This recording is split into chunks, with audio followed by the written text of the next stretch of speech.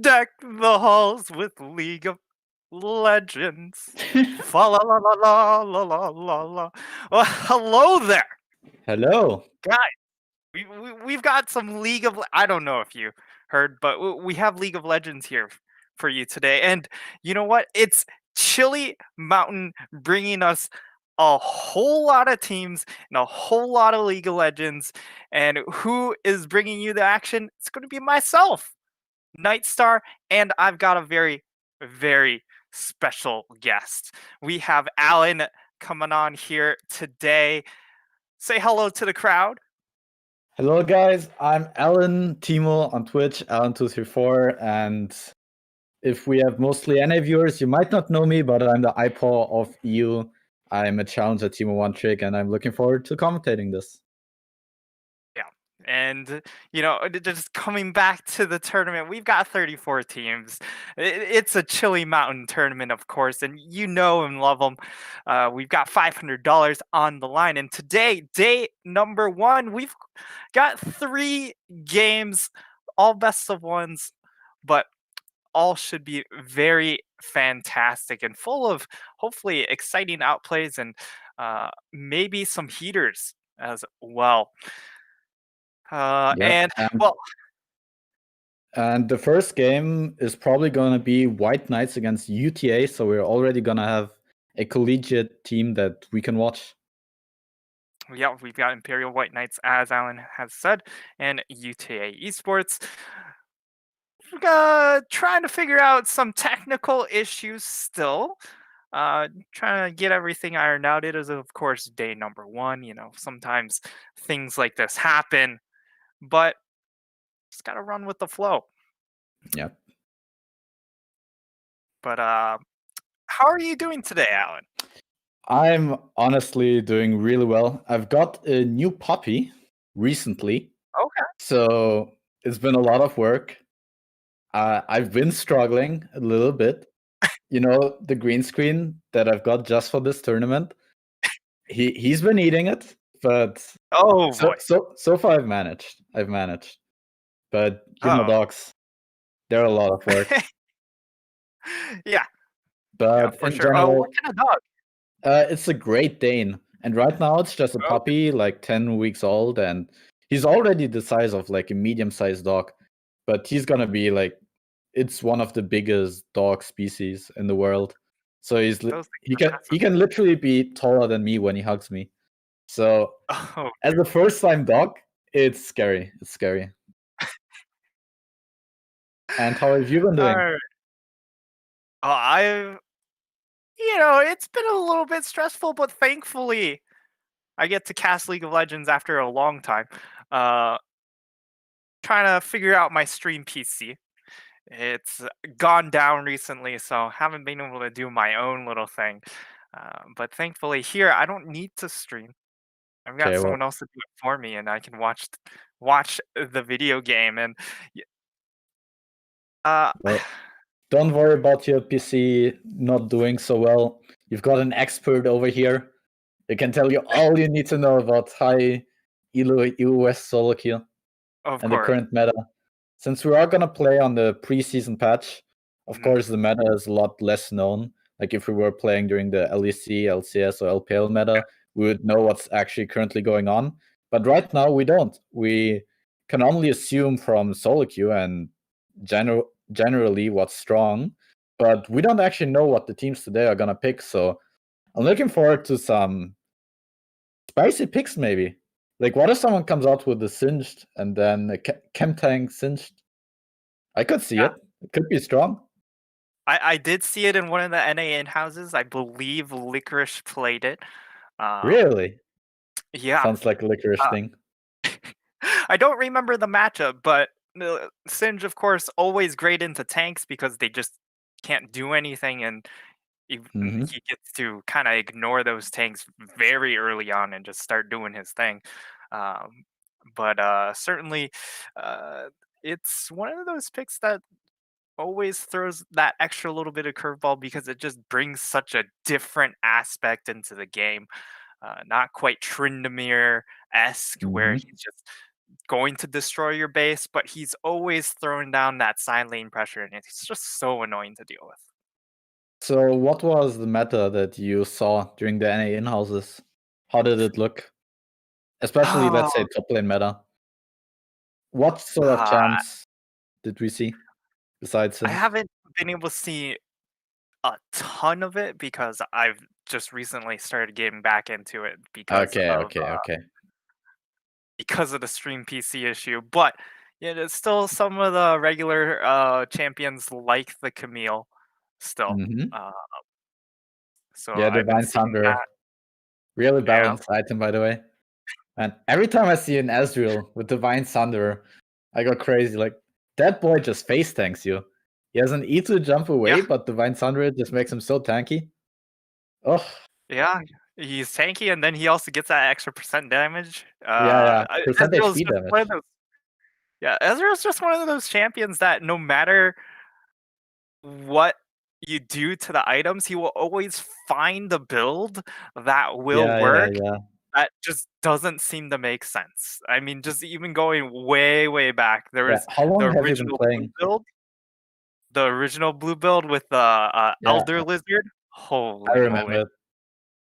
And then after you What abuse a the AD item, the AD burn item, Elder Lizard, you abuse Runic Echoes as well, right? So Yep. suddenly AP Ezreal was a thing.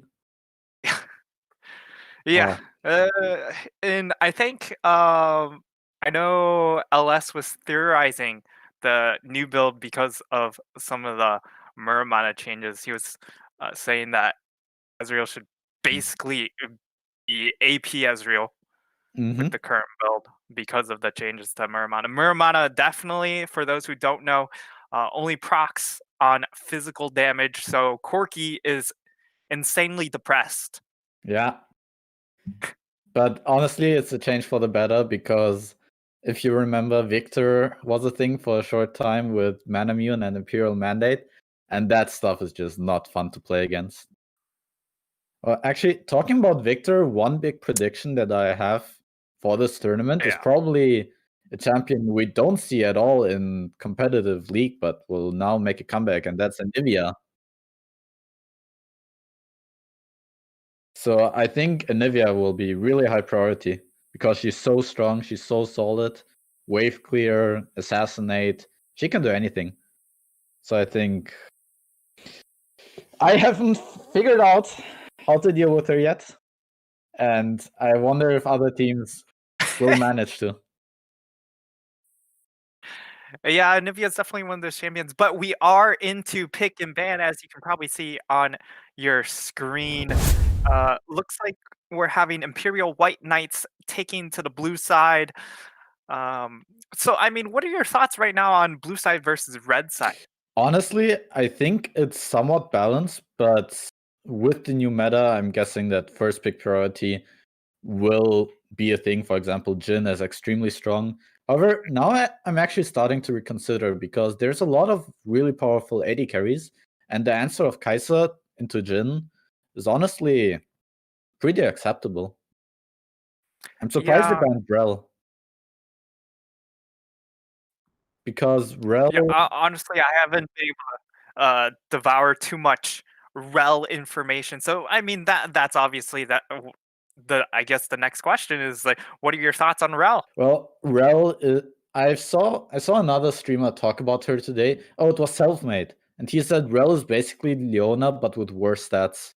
So now that UTA picks Leona, I feel Better like it's rel? honestly, it's a better Rel right now. Like Rel has the power to be really broken, but right now the only real combos I've seen are like Zamira Rel, where the all-in is really strong, or you could do MF Rel, where the ult synergize really well. But besides that, she has been a bit underwhelming. Now, we still haven't seen either mid laner or Yep, top solo laner, wins. which I agree with. As a top lane main, I always love seeing top lane last pick, counter pick, and I'm Mhm. curious what they'll pick. Yeah, and I mean, we're into the second phase, of course. Victor, Camille being banned out first rotation. And these are just really strong champions. Especially the Victor just has been absolutely dominant since the preseason patch. I mean, it started with the whole Lichbane thing where he was just absolutely bonkers, and of course the Hmm. AP itemization at the time even more busted. I know on your Twitter you've been lamenting the slow AP nerfs because it's Yes. just been a slow knock onto Teemo every single patch. Yeah. It obviously wasn't meant as a knock on Teemo, but 80 items have been nerfed consistently just because the starting values stats were just way too broken originally. And now we can see a lot of AD picks return also in the top lane, sometimes in the mid lane. I'm very surprised that they banned Renekton Because, yeah, for example, Shen or Malphite or Aatrox, they're all better blind picks, I feel like, and Renekton isn't really a thing.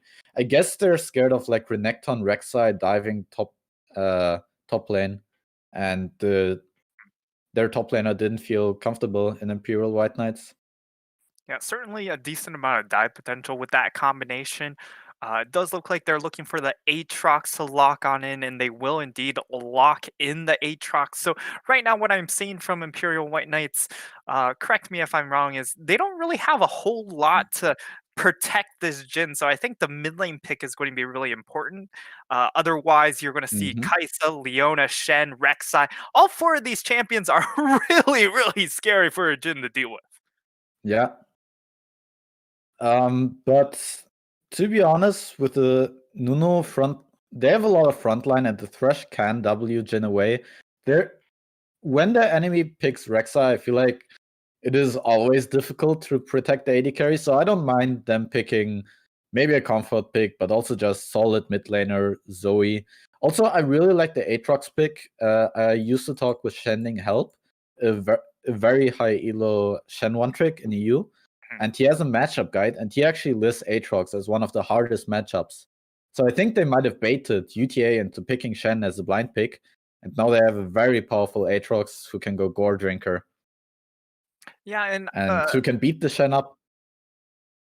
yeah, and one of those champions that does kind of do relatively well into the Aatrox is that Renekton. So that might explain why they went ahead and uh, banned away the Renekton. But Seraphine will be that last pick. I assume it's going into the mid lane. I have not seen mid lane Seraphine. Yeah, Um, because else mid lane Leona, right? What are we doing with life? So yeah, it has to be mid lane Seraphine. I feel like sometimes it's worse than support Seraphine simply because a lot of her abilities give you more value mhm, when you're with someone else. But honestly, Imperial White Knights, they have a lot weirder, like maybe let's say less coherent, less one-dimensional team comp. But I actually think they outdrafted because UTA Esports, they have a very feast or famine sort of right. team comp.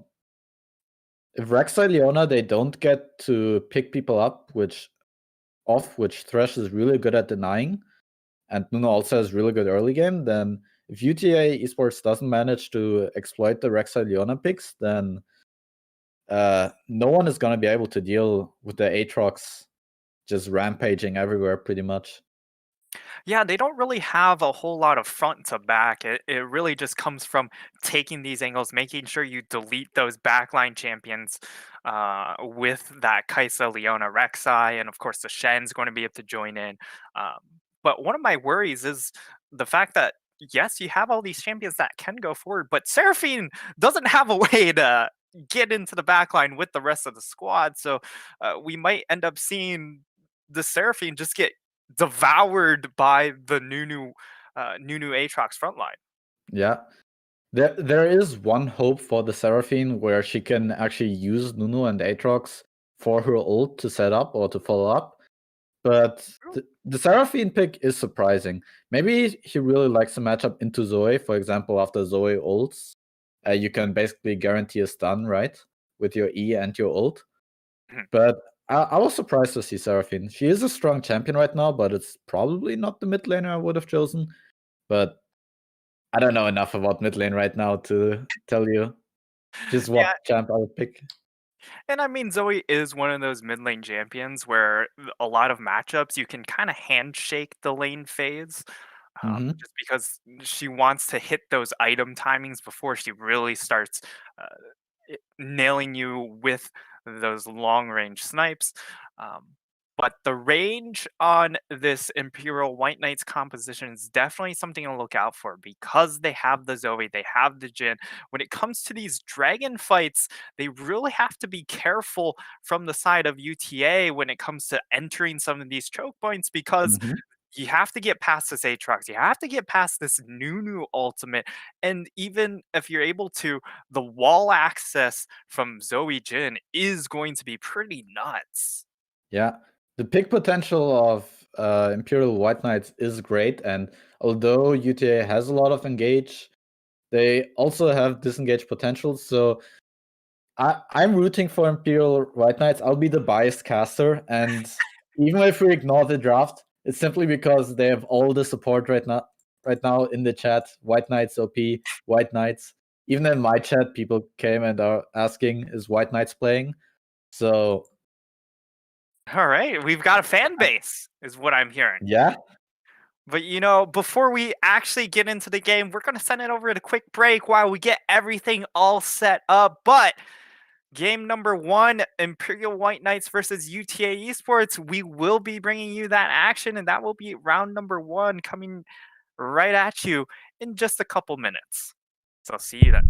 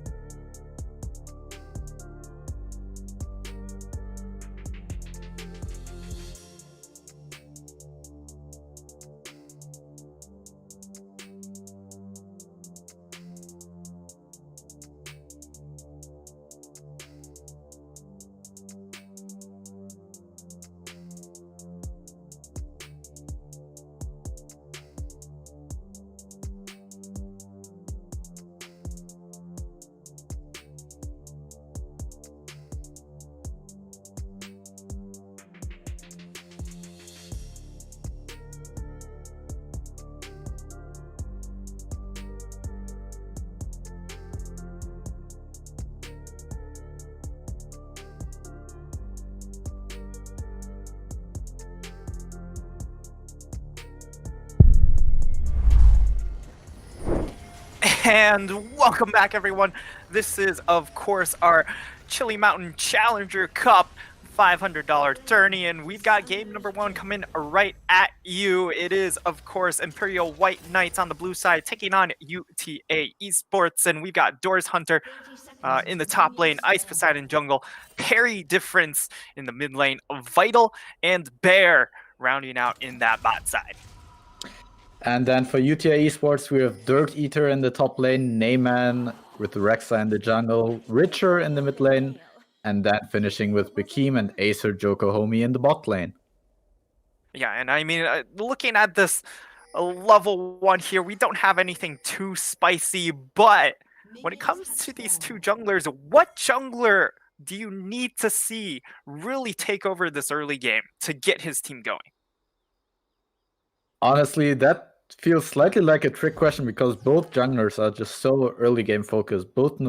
Even though I think that Nuno outscales Rek'Sai, both have great gank tools with the Nuno Snowball and the Rek'Sai tunnels to get the early game going. But I think the pressure is really on the Rek'Sai to especially make stuff happen with the Leona. They don't necessarily have to only pressure the bot side. They can even try to get the Leona to roll mid lane and then do plays with the Rek'Sai. Yeah, and I mean, both of these junglers, of course, you mentioned it with the Rek'Sai tunnels and the Nunu Snowball. It's just such long-range engage power when it comes to ganking these lanes early on. And one of the things to note is, like, you see already 3 blue wards invested at that level 1, which means that come in 2 minutes, that all that vision is going to be gone, and that's going to be a solid timing for this Rek'Sai to maybe try and fish for a play. Yeah, thankfully there weren't any very deep wards like at the buffs, so either team doesn't have perfect vision, but I do imagine that this bot lane will be prepared of the possibility of Rek'Sai going bot lane. Right now, we see Aatrox get a good trade. I expect that every time we pan over top lane, we will see good trades for the Aatrox, simply because it's a very favorable matchup. Yeah, and now the Thresh is getting ready. He warded. He knows the Rek'Sai wants to come, but yeah, seems like the Rek'Sai is going for a creative gank. He's going for going to come over that Dragon Wall. That's going to be the Leona going on in. The flash knockup is going to land on Baron. They get first blood. First blood going on to Neyman in that bottom lane. Great pick there coming out from the Rek'Sai. And Rek'Sai already finding impact in just 3 minutes into the game. Yeah, honestly, I'm surprised. I thought the Rek'Sai would struggle, but knowing that the Thresh warded and that bush and then tunneling over by the Dragon Pit. Creative pathing by him, and now it seems like he's doing something mid lane. Looks like it's a 2v2 in the mid lane. Neyman is going to get slept. Will have to burn his flash, but able to get out nonetheless. Parry Difference not going to chase further with that stolen flash, and it will just be that flash burn from Neyman, but a great counter gank coming in from Ice Poseidon, just sitting in that mid lane waiting for the Rek'Sai to come on over, and they even had the backup from Bear. Yeah, I mean, I'm really impressed by Icy Poseidon. He knew that Rek'Sai would have cleared her entire bot side and that she probably doesn't want to gank top, so he knew that Rek'Sai would go for the Zoe, and nearly had a very successful counter gank. So the jungle tracking is already on a level way higher than I anticipated, and both teams are playing this really well. Yeah, and I mean, when you do have that Rek'Sai coming straight from that bottom lane, of course the possibility is she just runs straight mid, goes for that extra little cheese gank. And I mean, the lane was set up in a position where Parry Difference, if he didn't have Ice Poseidon there, definitely would have run into a lot of issues, whether it was going to be dying, burning summoners, or just the fact it would have lost a lot of that wave. Yeah. But White Knight did seem very prepared because back then Bear on the Thresh was also moving to counter gank, so it wasn't only Icy Poseidon, it was just that Bear, after he died to the Rek'Sai gank, was a little bit too slow. But I like this. The bot lane was on a reset, so red team simply takes the dragon. Thank you very much.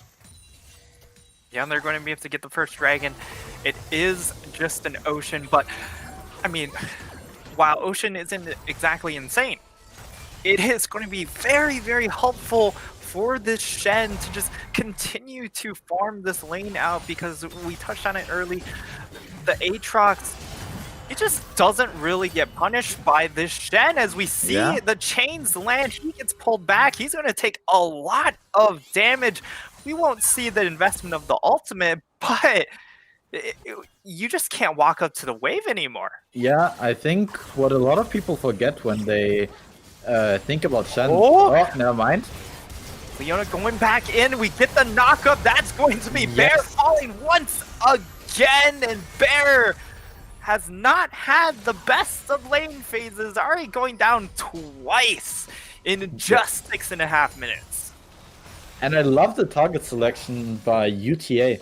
I mean, the fact that I know that Jhin has cleanse and that both targets are equally squishy, they just keep taking the support instead of trying to overforce on the AD carry, and thus Bear is just an unfortunate victim of their focus. Yeah, and I mean, both of these targets don't have flash still, so any of these ganks definitely still possible. Of course, Rek'Sai is in that top side. By the time she makes her way all the way back bot lane, they will end up having their flash cooldowns back up again. But so far, so good. And I mean, Doris Hunter is just having an absolute kingdom up here. Still hasn't gone back to buy, but already 30 CS up, but could run into some issue. That is going to be named now up top side. The ult does get popped. The healing will be enough. It doesn't look like it will be so. And it's just a poor timing, but it was perfect timing for that Rek'Sai. Honestly, you hate to see it when you do everything correctly, and then the one time you want to go in, the jungler is instantly there at that exact moment, and you get punished. Now, it's actually kind of spicy for Demon Hunter, because he doesn't know if Rek'Sai is still top lane, and Shen still has flash. So the gank could come, but it seems like the wave is too large, and he will be able to shove it out. Yeah. So to go back on my teleport to get back up. So, to go back on my point about Shen is actually mostly an early game champion in my opinion. His early game is really strong and he has really good level 2, level 3 cheeses. Meanwhile, Aatrox, he wants his Gore Drinker first and the CDR and the 5 points into his Q, so him already winning just shows how much of a counter he is in the matchup and how much he can outdo the Shen. Of course, Shen still has a lot of utility, but this Aatrox, man, he's gonna be scary.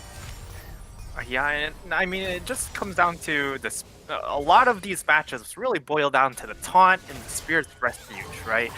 But against Aatrox, both of these things aren't that good against him. You have, of course, the Spirit's Refuge, which counters auto attacks, but because Aatrox is so focused upon these darkened blades, it's just not very effective.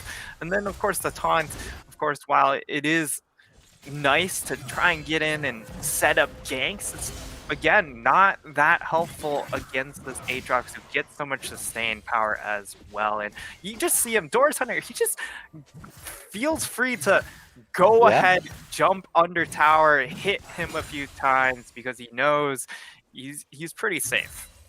Yeah, he knows that red team wants to play for bot lane, so he just wants to keep the lane shoved in so that Shen loses as many minions as possible if he ever decided to TP, which he might have to now.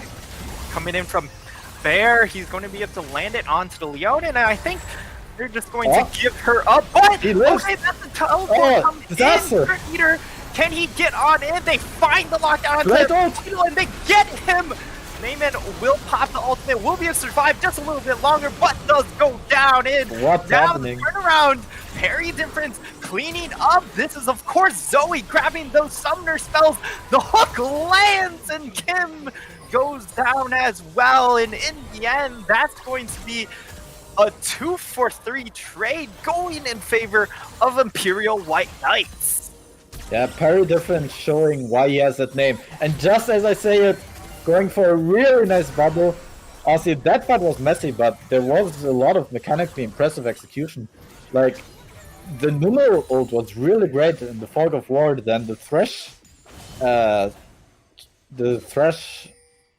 Q was The hook. hit. Yeah, the Thresh hook hit perfectly. So even though it was really messy and both sides were going for plays, at the end, again, I'm really satisfied with what I'm seeing. Both teams are really performing well. Yeah, both teams performing well, and I'm very glad that we get to see a game like this that is pretty back and forth so far as our game number one, because that's what we want to see. Competitive games, at least a lot of showcase of individual outplays, and so far we've got a little bit of both. These junglers is performing very, very well, as Neyman has had a very good early game, but unfortunately parry difference, now that she has 3 kills, is this a lot of red flags being raised for you now? Yeah, I mean, at this point, the Zoe alone can become a win condition. I mean, Jin, sure, he has nice damage, but at some point he's just gonna become a stun bot with his W and the slow bot with his ult, just so that Zoe has an easier time hitting those abilities. Because Zoe can one-shot most of them. Even the Shen usually goes a lot of armor, so in teamfights she can deal a lot of damage. Already with the Luden's complete. Especially since Dirt Eater, he has to spec into those armor items, right? Because he is up against that Aatrox. If he ignores that and goes straight for MR, he's just going to have a world of hurt up in that top side. But Luden's completed by the Zoe. Of course, it is the mythic item, which means you get that extra penetration on the item as well. Did get hit a little bit on this patch, but still incredibly powerful when it comes to nuking down these squishy targets, and there's a lot of them on the other side. Yeah, Red Team went for a cute play. The Herald was expiring, so they put a top lane. They were thinking of maybe diving, rotating the Seraphine and the Rek'Sai, but Blue Team responded really well, also rotating, so no dive happened top lane, and the Herald just looked a bit troll when it hit the top lane. But again, the teams are rotating. They're trying to force plays and they're responding correctly. Oh, is this gonna be a one-shot on the Seraphine? Oh damn. A bit cocky not to use the cleanse, honestly.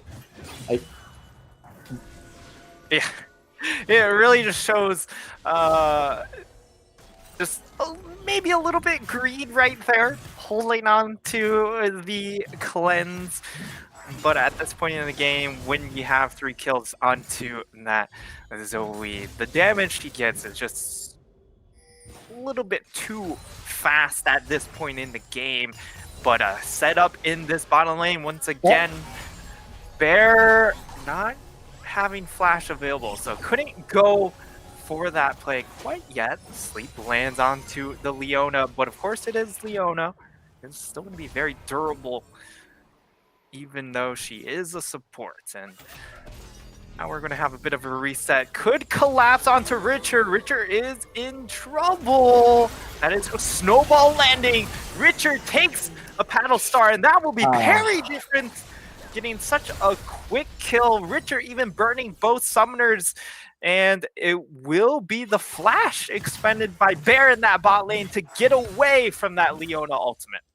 Yeah, and once again, we see the greed from Richard coming out. First, I thought it was good that, oh, nice, now he has the cleanse to deal with this gank, but he keeps all of it for the last second and then wastes it when he's about to die anyways. So now, without Flash, without Cleanse, he is basically a walking meal for the Zoe. And I think this game might become a parry difference. Yeah, it does seem like a parry difference as we will see a 2v2 in this top side. Door is going so low, but you see that regen coming in from the ultimate. Parry difference going to chase on forward, trying to find these targets, but unable to finish off any of them as we immediately get to see the pan into the bot lane because the camera, the game knows there's no more kills happening top side, but now parry difference. I mean, this Ludens has just been absolutely massive in this mid game so far. Nah, not possible. Man, I'm loving what I've never actually seen Zoe with a Prowler's Claw. I think it would be really fun to see her dashing on top of someone and then maybe ulting away again. Yeah, I what mean, a meme. You know, she has the dash, but in addition, you also get those sparkles, those extra little bit of sparkles, the extra damage coming in. And I mean, the interaction, of course, with her portal jump does seem very ARAM-esque, right? Where you portal jump and you snowball in with the portal jump, and then you come all the way back with the rest of your portal jump.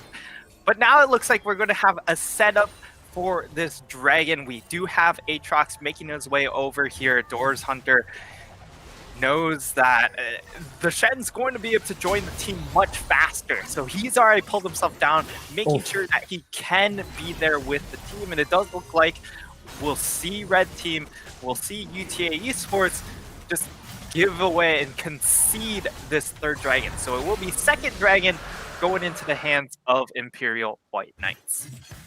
And I'm getting worried for UTA. I'll be honest, we said in the draft that they are very heavily dependent on their early game, and now Imperial White Knights going out of it into the mid game with a 2k gold lead. Yep. I'm really scared if we're gonna see repeats of what happened in the top lane with the Gore Drinker Aatrox just healing to full, and then Perry continuing to do what he does so well. Yeah, they need to find stuff. Yeah, if they want to kill this Aatrox, they have to invest so many cooldowns and so many tools that they don't necessarily want to use on just the frontline champion.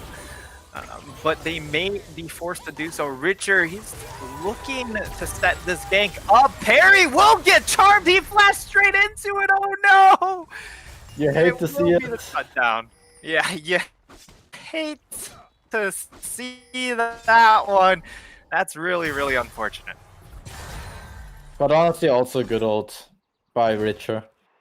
Like, I'm sure he didn't anticipate the flash, but it was sort of difficult to get out of this situation with the Rek'Sai on you. One thing that I wanted to point out is that even though Executioner is calling and Oblivion Execution is Blade, I don't know, and Oblivion Orb are somewhat cheap with 800 gold, there isn't anyone going Ignite on the red team. So once again, dealing with the Aatrox, who is now coming bot lane, it's gonna be difficult. Yeah, Doors Hunter, he's in it. He is here. He's gonna get stunned up though. And Ace Joker being able to keep his 80 carry alive, but he himself might not be able to survive. Will use that flash to get out of dodge, but now they're still hunting. Kim, he has to back away. Same with Ace. That's going to be the redemption to keep themselves topped off. They will be able to get that bottom tower, and that will be now 3 towers to 0. So a lot of map pressure gains by the side of Imperial White Knights at 20 minutes into the game. Dirt Eater, he will be able to find that top turret, but now Doors Hunter might be in trouble. That is going to be the ultimate coming in. Killer Instinct might be able to find kill, but just not enough damage. And now it looks like parry difference. He might get diffed on. That is the Rek'Sai going in, finding the kill, but Naaman might be in a little bit of trouble. That is going to jump on in, coming in from Vital. He will flash forward as well and get that kill for himself. And that's a nice little one. Are they starting Baron? Break. Oh man, the 20-minute Baron, and bot lane is still resetting. They shoved the wave. Yep. And now It might be a little bit slow though, because it is just a 2-man, and one of those champions is just the Thresh. So I think they would love to have the Jhin come over sooner rather than later, and I think it's gone. Got it on the ward. I think they can't contest anymore. It's too late. Yeah. Wow. Yeah, they don't have a jungler either. Rek'Sai just respawned. Remember, she did get picked off, and now that might cost her team so much as they get a 21-minute Baron. That's a whole lot of gold going into their pockets. And I think it's even less about the gold. It's more about the fact that the red team doesn't have that much wave clear. I mean, Seraphine and Kaiser, they can deal with waves, but it's not like Ziggs or anything. So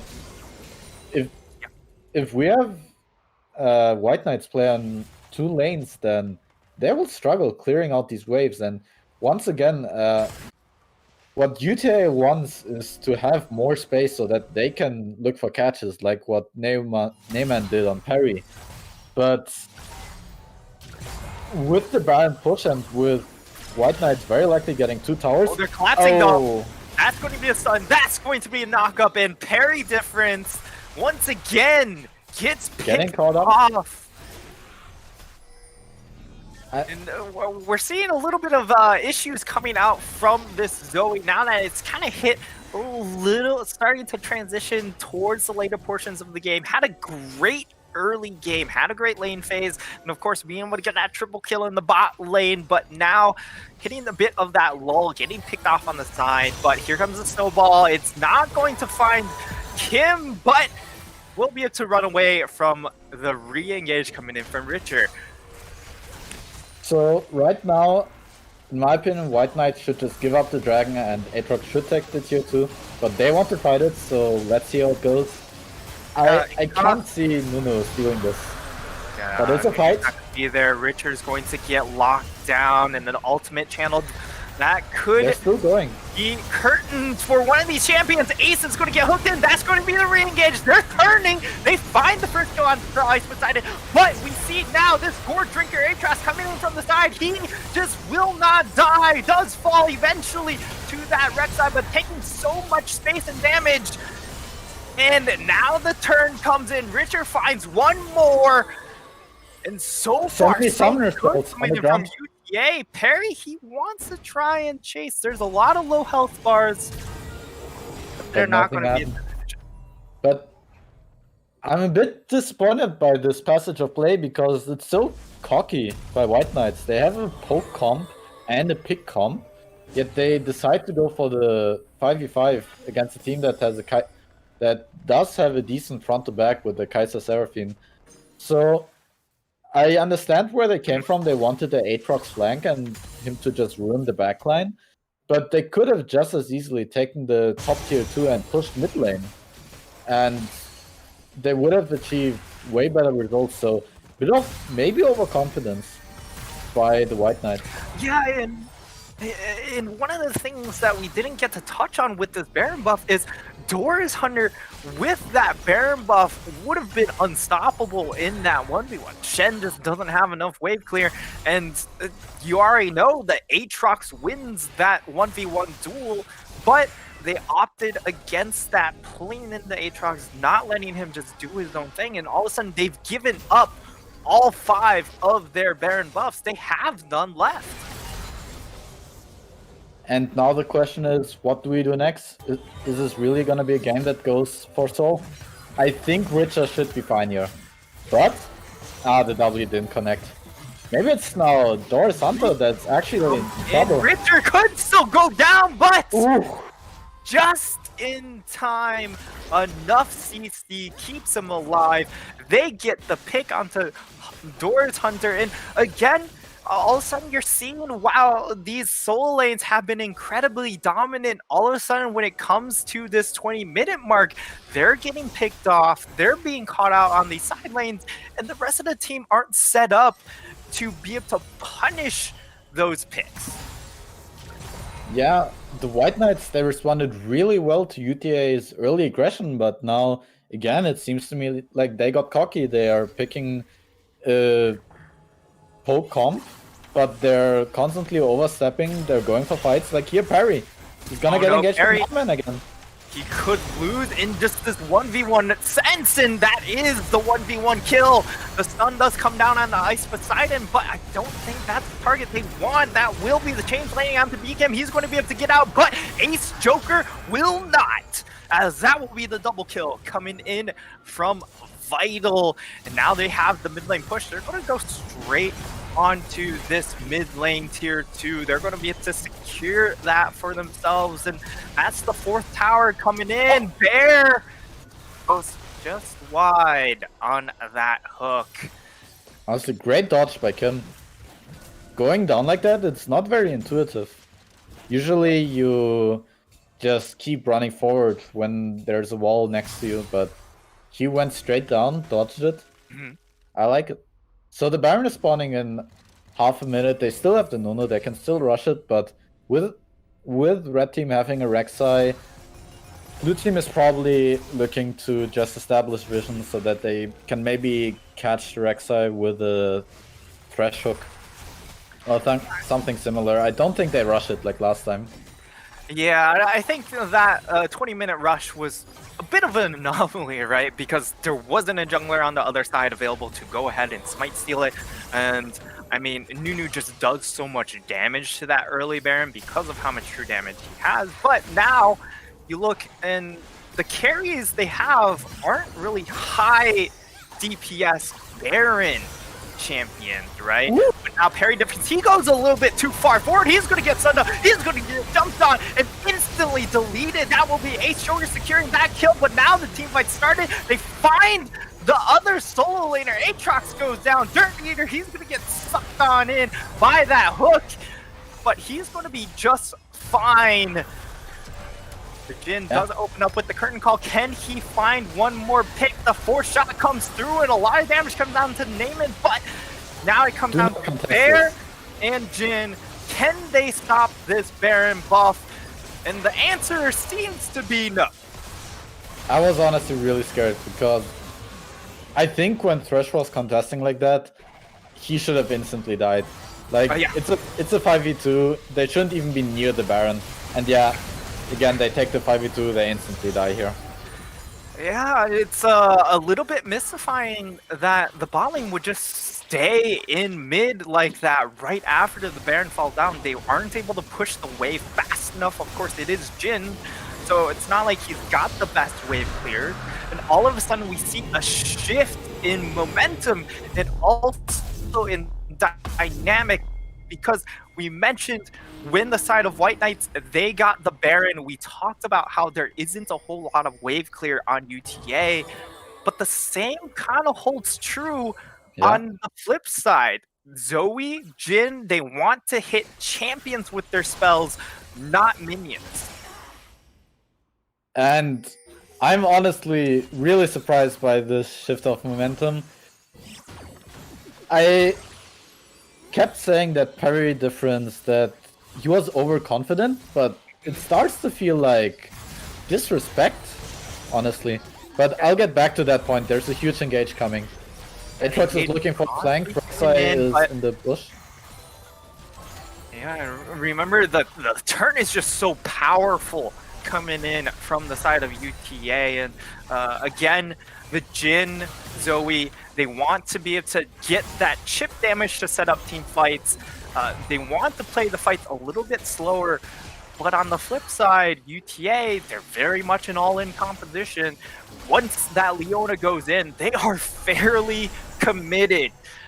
And I mean, also the Kai'Sa just isn't quite at that spot where she can just hard poke with the W. The hook lands onto Ace Joker. Could be a pick off. Naaman's coming in from the side. Might be able to find out. Vital, BKM able to get that first deletion. That's going to be 2 for the Kai'Sa. And she might be able to get the 3rd. It will be Ice Inside and walking away, but there's no more damage left onto the White This Knight. is close to game. This could indeed be the beginning of the end. 30-second death timers on both of their carries. We're 30 minutes into the game. These timers are definitely not sure, as they will for sure be able to get this in. They're going for power. Looks like they're committed. They have so much to stay. They have the shielding coming in from this Seraphine, and they're just going to go for the end. They're going for the jugular. That means the White Knights, they have to make their last stand, but they are ignoring the champions. They're hitting the Nexus. They get the Nexus, and that is game for UTA Esports. Alan, I don't know what we watched there, but that was a very, very fast shift in momentum, and all of a sudden the game just ended. Yeah, I mean, I was so impressed by White Knights at first, how they reacted to the early pressure, but UTA just kept catching them out, and they saw all the mistakes that they were doing. And even in that last team fight, it felt like there was so much disrespect. I mean, why are they 4-man mid when Aatrox doesn't have TP? They should really just let the Baron run out, and they didn't. They went for a fight, they went for the Leona, they got turned on, and they lost. So UTA punishing really well, and really exploiting their own team comp to the fullest. I mean, I really thought the game was over when I saw very different styling like that, but UTA just... he thought he was styling, and they were like, nah, you're out of position. And they killed him. Just going back to the early game, he got 3 kills in that bottom lane, and all of a sudden he has the Luden's Echo. And when that item came in, you look on the flip side, there's just no magic resistance at all on that other side, right? UTA, they have no defenses. This Zoe, I mean, I was watching that game and I was like, there's no way the Zoe just nuke all of these targets at once. There's just no resistances. But they were able to find a couple of picks, and all of a sudden momentum shifts. And it was just a little bit bizarre, I guess how I could phrase it. Just because the momentum was just firmly in White Knight's favor, getting that Baron buff too straight at 20 minutes. Like, how are you supposed to survive that? Yeah, I feel like maybe there was some sort of problem with communication at White Knight's side, because as a poke comp, of course, you have to poke, so you have to be in their face somehow. But maybe sometimes they misunderstood poking as actually somewhat going in and looking for something further, rather than just chipping at the enemy. And every time that happened, when the Zoe went too far in, when the Nunu with this W was trying to pressure too much, they got punished. And we kept saying how UTA was also a pick comp, how they wanted to just annihilate one target with the Rexa Leona, but they had great front to back with the Seraphine Kaiser, so they were happy to teamfight, and White Knights just kept giving them the teamfights, and UTA won because of it. Yeah, and I know during the post draft, we talked about the Seraphine pick, and we were like, all these champions kind of go forward. But the Seraphine can't necessarily join them. But then you just saw, once these team fights did happen, they played around the Seraphine pick, right? And so you were able to get the max utility out of her kit, being able to get so many shields. The sustain was absolutely crazy, and there's just no way for White Knights to be able to punch through that, it felt. Yeah. Honestly, as a coach, I'm not a coach, but if I was a coach, there would be a lot to learn and review from this game. I think the draft was really manageable by White Knights, but they really need to figure out how to play more around side lanes. Like, that Aatrox on the side lane is supposed to be unstoppable, and he can actually just 1v2 the Shen and Rek'Sai when he had the Baron buff, for example. But every time just mishaps happened, the mistakes, they kept stacking up, and it was just too much to handle. Yeah, but it will be UTA Esports moving on in the upper bracket. Again, this is a Hmm. double elimination tournament. So this might not be the last we see of the White Knights, but for day one, they're going to be moved into that lower bracket. So they've got a tall and very long road ahead of them. But that will be it for game number one. We do have, of course, two more games ahead of us. Our next game is going to be CCG Emerald taking on Respawn Esports. So we're going to have a look in on our number one seed. One of our pre show comments was the fact that this is a very, very skilled team on the side of CCG Emerald. So, any last thoughts you want to talk about before we head it over to a break? Honestly, no. I think I've said everything there was for me to say. Yeah. I mean, I think we covered a lot of it. So, when we come back, we will bring you CCG Emerald taking on a Respawn Esports. So, don't go away anytime soon. We'll see you after break.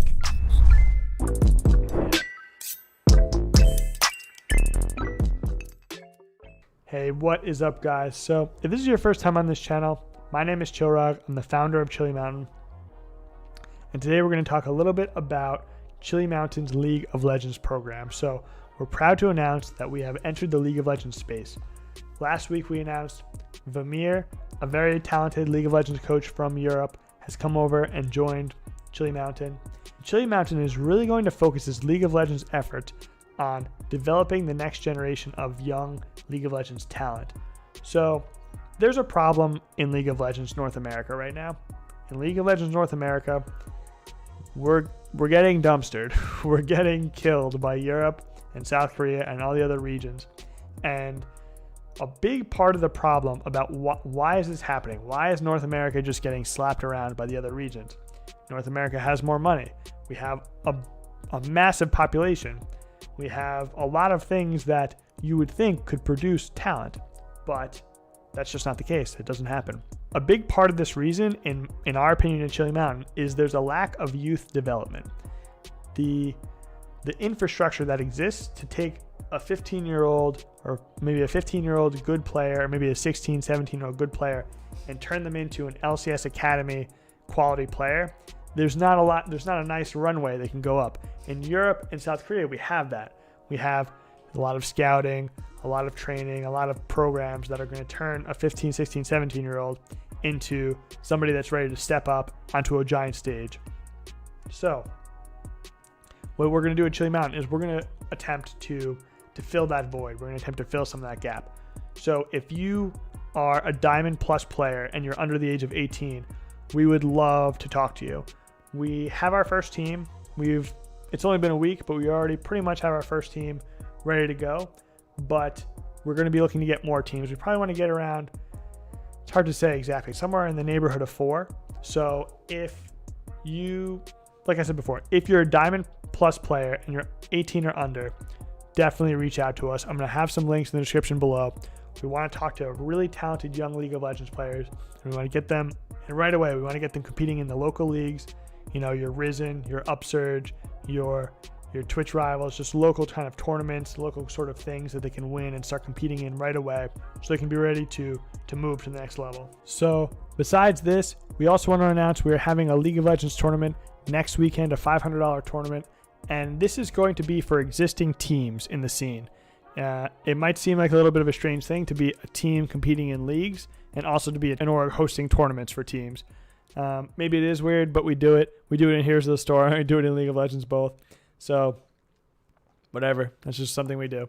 So next weekend, be on the lookout for that. It could be found on twitch.tv/Chili Mountain if you want to see really honed sort of powerhouse existing teams in North America. Check that out there. If this is a few weeks from now and you're looking back on this video, you can actually find the VODs on this channel already. You can find it youtube.com/Chili Mountain, the same place this video exists. So check it out there. So for now, that's pretty much it for our updates for our League of Legends activities. But for future updates, keep an eye on this channel. You can always find us at twitter.com youtube.com/chili_mountain as well if you want some updates in real time. Besides that, guys, definitely smash that subscribe button below and definitely drop a comment if you want to get involved in the discussion about our League of Legends activities. Thanks a lot for watching, guys, and I'll see you around.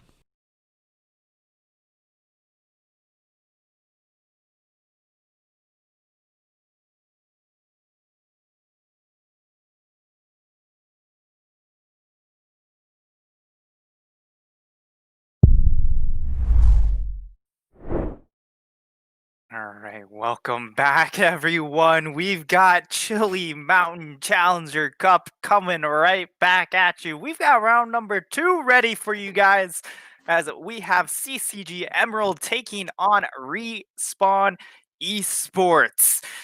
And well, that game 1 was very back and forth. I hope we get to see something similar in this second game, but initially the rankings might indicate maybe otherwise. Yeah, because Respawn Esports, they have to climb a very tall and chilly mountain to beat CCG Emerald. I mean, CCG Emerald in their game, you didn't see it, but they were extremely decisive, and it's it is going to be difficult. But I look forward to it. I mean, last game my expectations got subverted, so I can see this game a real maybe upset by Respawn Esports. Yeah, and I mean, just for context, CCG Emerald, they really took it in their first round matchup. Bethune alumni, they didn't stand a chance. That was a 10-minute speed run in their first game, but we are into pick and ban. We see the bans come out. It's Udyr, Fizz, and Kane taken away by CCG. And on the flip side, Respawn, they've taken away Talia, Graves, Akali. The Talia Pantheon was a combination locked in by CCG Emerald, and they really ran away with that combination in their first round matchup. Yeah, and honestly, the bans by Respawn Esports are a lot more, you could say logical, but just more common than the ones by CCG. I think More CCG general. with the Udyr and Fizz bans, I'm guessing that they're targeting specific players and trying to go down on the champion pool. So I'm curious how Respawn Esports with the red side will respond to that Hecarim pick, because a good Hecarim is scary. And honestly, I like it. Give the top lane a Malphite. Neutralize the top lane, always be useful. Yeah, they're Also, gonna he's just an S tier pick. Yeah, Malphite is just so powerful right now, and it feels like he was underutilized towards the end of the season, because he just didn't really have a ton of bad matchups, and you just get so much utility out of his kit. He's just such a monster in that front line as well. But the second pick is a little interesting coming in from Respawn in the fact that they did lock in Kha'Zix. Now, tell me about this Kha'Zix pick. Is it good in the meta, or is he going to have a little bit of trouble against what looks like to be a very aggressive early game composition coming in from Emerald? So Kha'Zix is a strong meta jungler right now, and I'm guessing he's just confident in the matchup against Hecarim. I honestly don't know too much about Kha'Zix builds right now, because there was a time when he built Prowler's Claw. However, you can also go Duskblade, you can also go Yuma's Ghostblade, you can also go Edge of Night, so Kha'Zix has a lot of options. Overall, I like Respawn's response in the draft, but CCG is not shrinking back. The Hecarim blind pick and now the Lucian flex pick with between mid and bot, where, because we know that Mordekaiser is probably top. I approve. Mordekaiser against Malphite makes sense. Yeah, and when you early pick this Malphite as your R1, of course, it leaves that option to just get immediately countered. Of course, we love to see Malphite in these more AD-centric compositions, but the Mordekaiser, because he is more of that magic threat, It's a pretty solid matchup into him as we head into the second phase. Because we see this Ezreal locked in, do you think the Lucian will get sent bot lane to try and punish the Ezreal, or do you think he'll hang out in this mid lane? I think there's a good chance of Lucian going bot lane simply because in their previous game, CCG also put Lucian bot lane. And I sort of expect them to be cocky, to be honest, as the higher seeded team. I expect them to try and use the Hecarim ult and the Lucian lane power to dive the Ezreal, especially because Kha'Zix is weaker in the early games. So I honestly kind of expect gangs and the focus on the bot lane, especially because the top lane is probably going to be boring. However, something that you sometimes forget about Malphite, he is actually somewhat squishy in the early game. I've often, as a Teemo main with the Hecarim in the jungle, I've actually driven Malphite quite a few times myself. So maybe the first gank is going to go towards Malphite. But to sum it up, yeah, I think Lucian is probably going bot. And Ezreal, he's not going to suffer, but it's not the easiest matchup in the world. Real enthusiast. The Okay. Lucian matchup in the 1v1 is definitely not fun when it comes to the lane phase, and you do need a bit of support help. And Alistar might be that solution, being able to knock away the Lucian when the Lucian does dash forward, or just be able to punish if Lucian ever does commit the relentless pursuit aggressively. But now we see the Silas get locked in and Ooh, or possibly beautiful. locked in, not quite committed yet. But if this Silas does come in, that's 2 magic damage threats. Does this Malphite now run into a brick wall? I mean, Silas has 4 great ults. Kha'Zix is somewhat utility based, but it's also a good ult. And Silas with Alistar ult, I mean, it's so unfair. He has like a 90 damage reduction and he just walks all over your team. So I really think Silas is probably the best pick they could have done. Silas can get counterpicked, but he scales regardless. And even though Respawn Esports, they have a solid draft going on. I mean, Alistar, Kha'Zix, they can just one-shot people.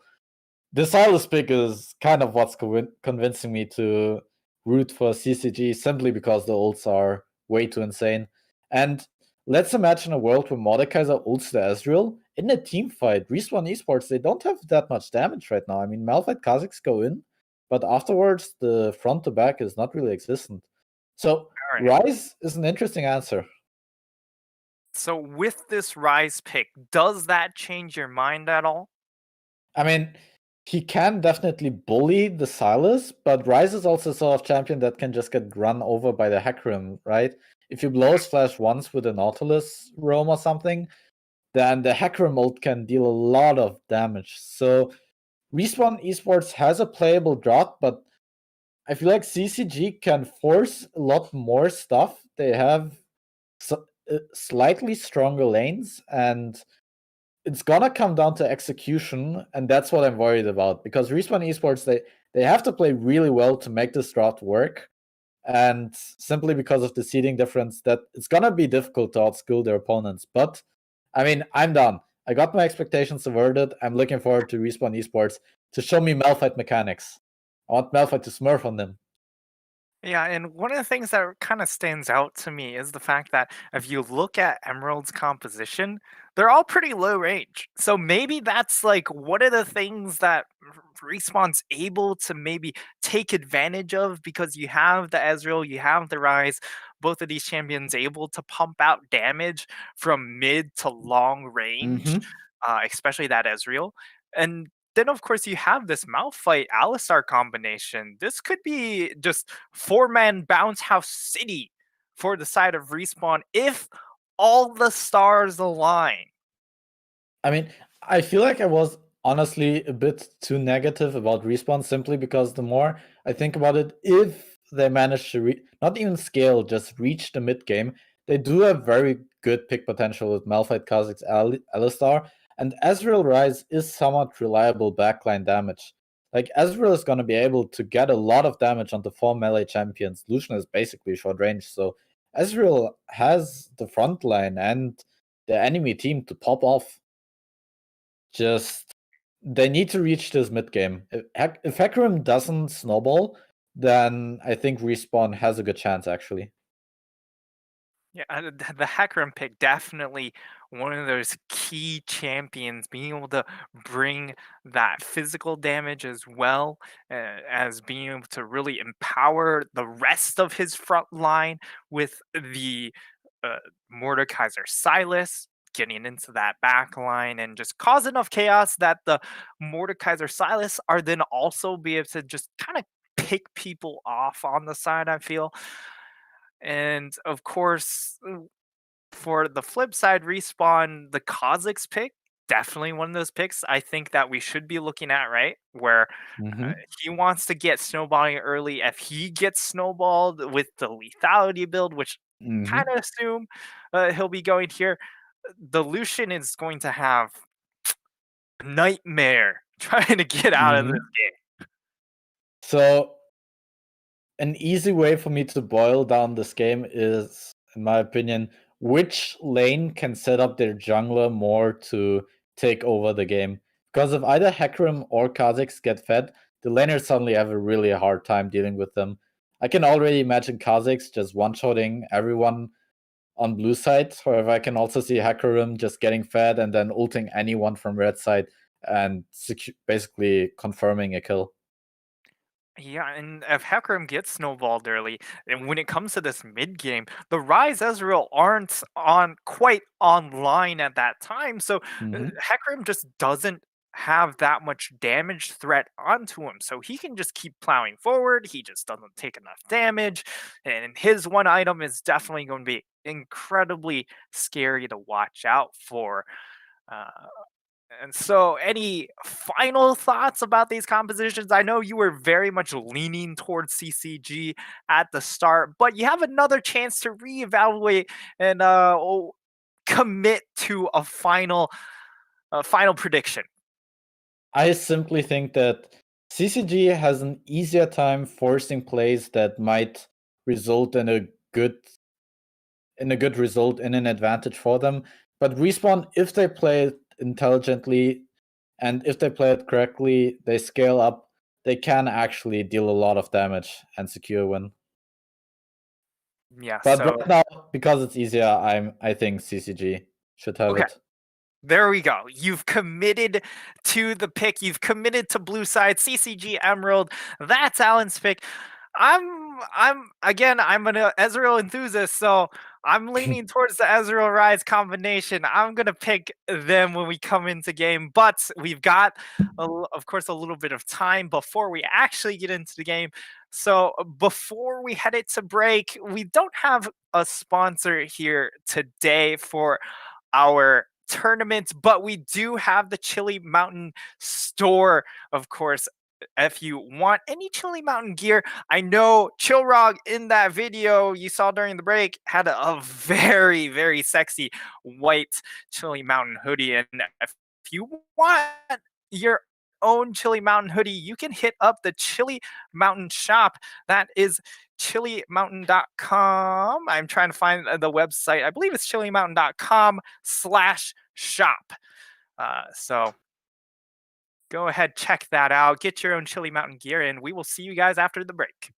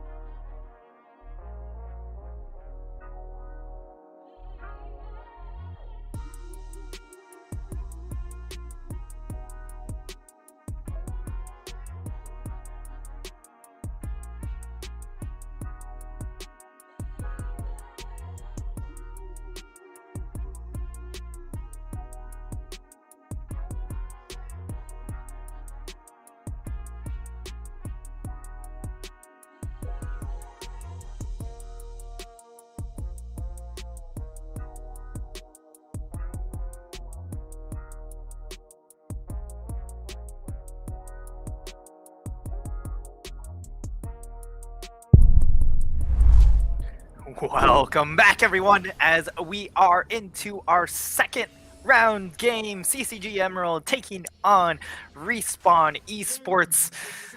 And, I mean, we've got high expectations for our #1 seed in CCG Emerald, but the composition on Respawn Esports could set up for a bit of a late game nightmare. We'll see if they are able to get to that point, though. But on the blue side, we've got Barrack in the top lane, Dragon Jindy in the jungle, Stretfa mid lane, Exotti, and Lucky Fam to round out that bot side. And then for Reform Esports, we have Reformed Koala, Skyrush, EMP, Regal, and Peanut.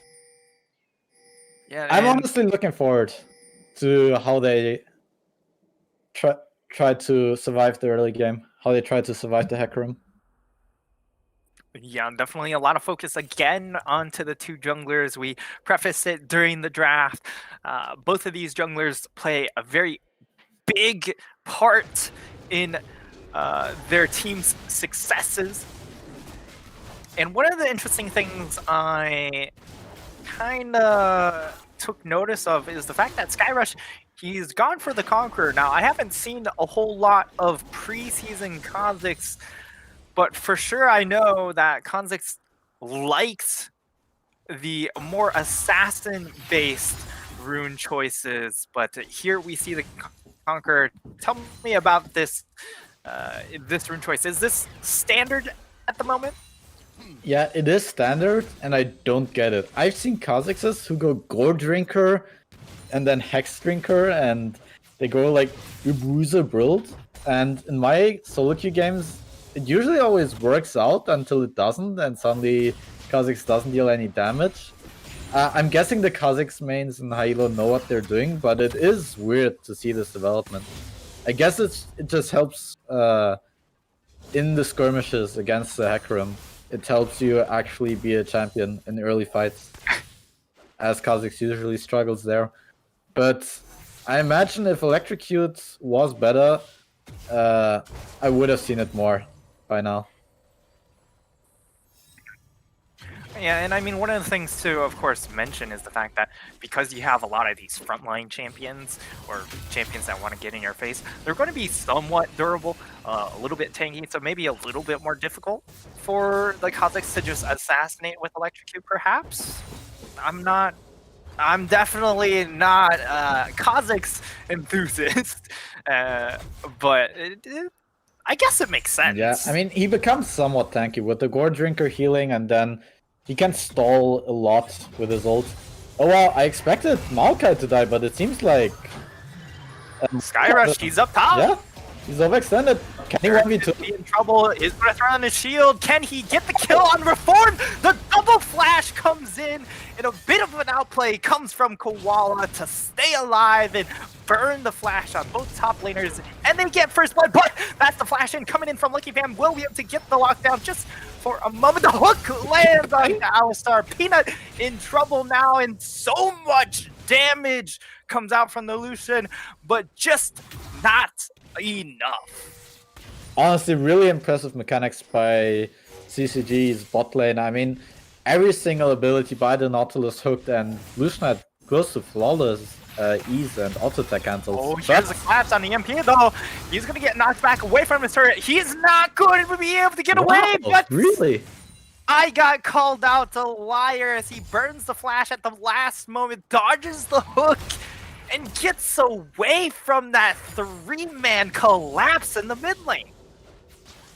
I'm so surprised he lived there. I guess that's the power of Face Rush. But now we have something I talked about in draft, right? Now that Ryze doesn't have flash, I mean, it's gonna become increasingly difficult for him not to die. But Barrack is going for a trade on Koala. I think nothing is not a kill isn't going to happen, but this is unpleasant for Koala. But Koala should be able to survive the laning phase. Oh wait, a collapse. Skyrush, he is in trouble. The hook does go wide, and Skyrush, he's going to jump over the wall. He's able to stay alive, but Peanut, he could be in trouble. He will go down, but Exotti, he has to burn the flash to get it, and now he is incredibly low. It will just be cleaned up by Skyrush. He's going to find himself too. He gets himself a double kill in that bot side skirmish. Maybe going a little bit too deep is the side of CCG Emerald, and while they are able to secure the kill onto Peanut, they lose 2. Yeah, and honestly, a lot of the stuff we talked about in the draft came through, like CCG going for the Rise Flash, and now I told you that I expected them to be cocky and to go for bot lane dives, but in this case, I didn't expect Lucian to go ahead first, and that was really cocky. I mean, I thought he was in way too deep, and I guess it was unlucky that the Kha'Zix W hit him and killed him, but I mean, now we suddenly have a situation where the Kha'Zix is fed and they suddenly can do plays all around the map. I mean, this is worrying for CCG, but they have a nice freeze going on in the bot lane.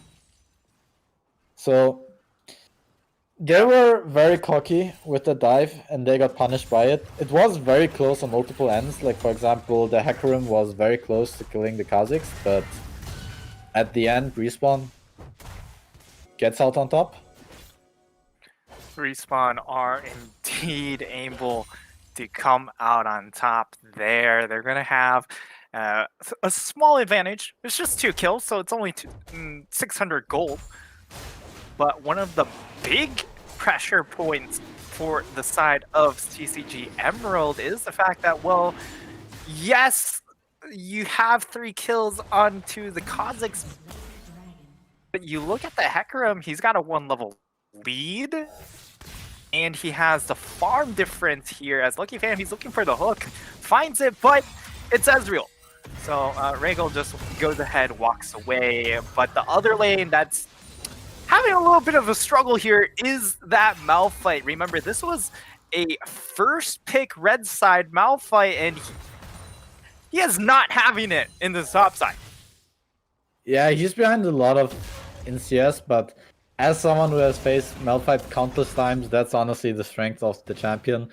I'm not saying he's playing lane poorly in any capacity, but a lot of Malphites, they just give up everything, and in the end, they're still useful. I've played against Malphites who were 100 CS down, and they still outshone me at the end. So even though he's gonna miss out on items and he could be stronger, I think he's fine. I think he's happy with how the lane is going. Yeah, he's definitely down in the CS department, but not out of the game. Yeah. As he's not going to be that big focal point for the team. He doesn't have to be ahead. It's definitely the onus is on the Mordekaiser to get ahead. As Skyrush, he's having some jungle issues, losing his jungle. Dragon might be able to get the knock back, but goes in the wrong direction. And Skyrush, he could look to turn, but Lucky Fam has shown up in the mid lane, and his red buff could get contested here. As it is indeed going to be the play. Lucky Fam, he's leading the charge, looking for someone to pick off, but it looks like they're just going to shoo him away from that. Oh, Peanut's here. Peanut's here now. We're having the skirmish. He's going to go over the wall with Blaststone. He's looking for the collapse. Does he have the engage? He is going to jump on Silas, but that's not the target you want. Kawhi's going to go forward. Finds the 3-man knockup. That might be enough to turn this fight. Dragon, Jindy is so low, but Skyrush might not have the sustain to get out. He will go down to that Mordekaiser, and now Mordekaiser Barrack, he could be in trouble, but there's not a whole lot of mana left on EMP. EMP will be able to get the kill, but Exani gets a kill on the backside, and this is, I believe, that's the 3-for-3 trade.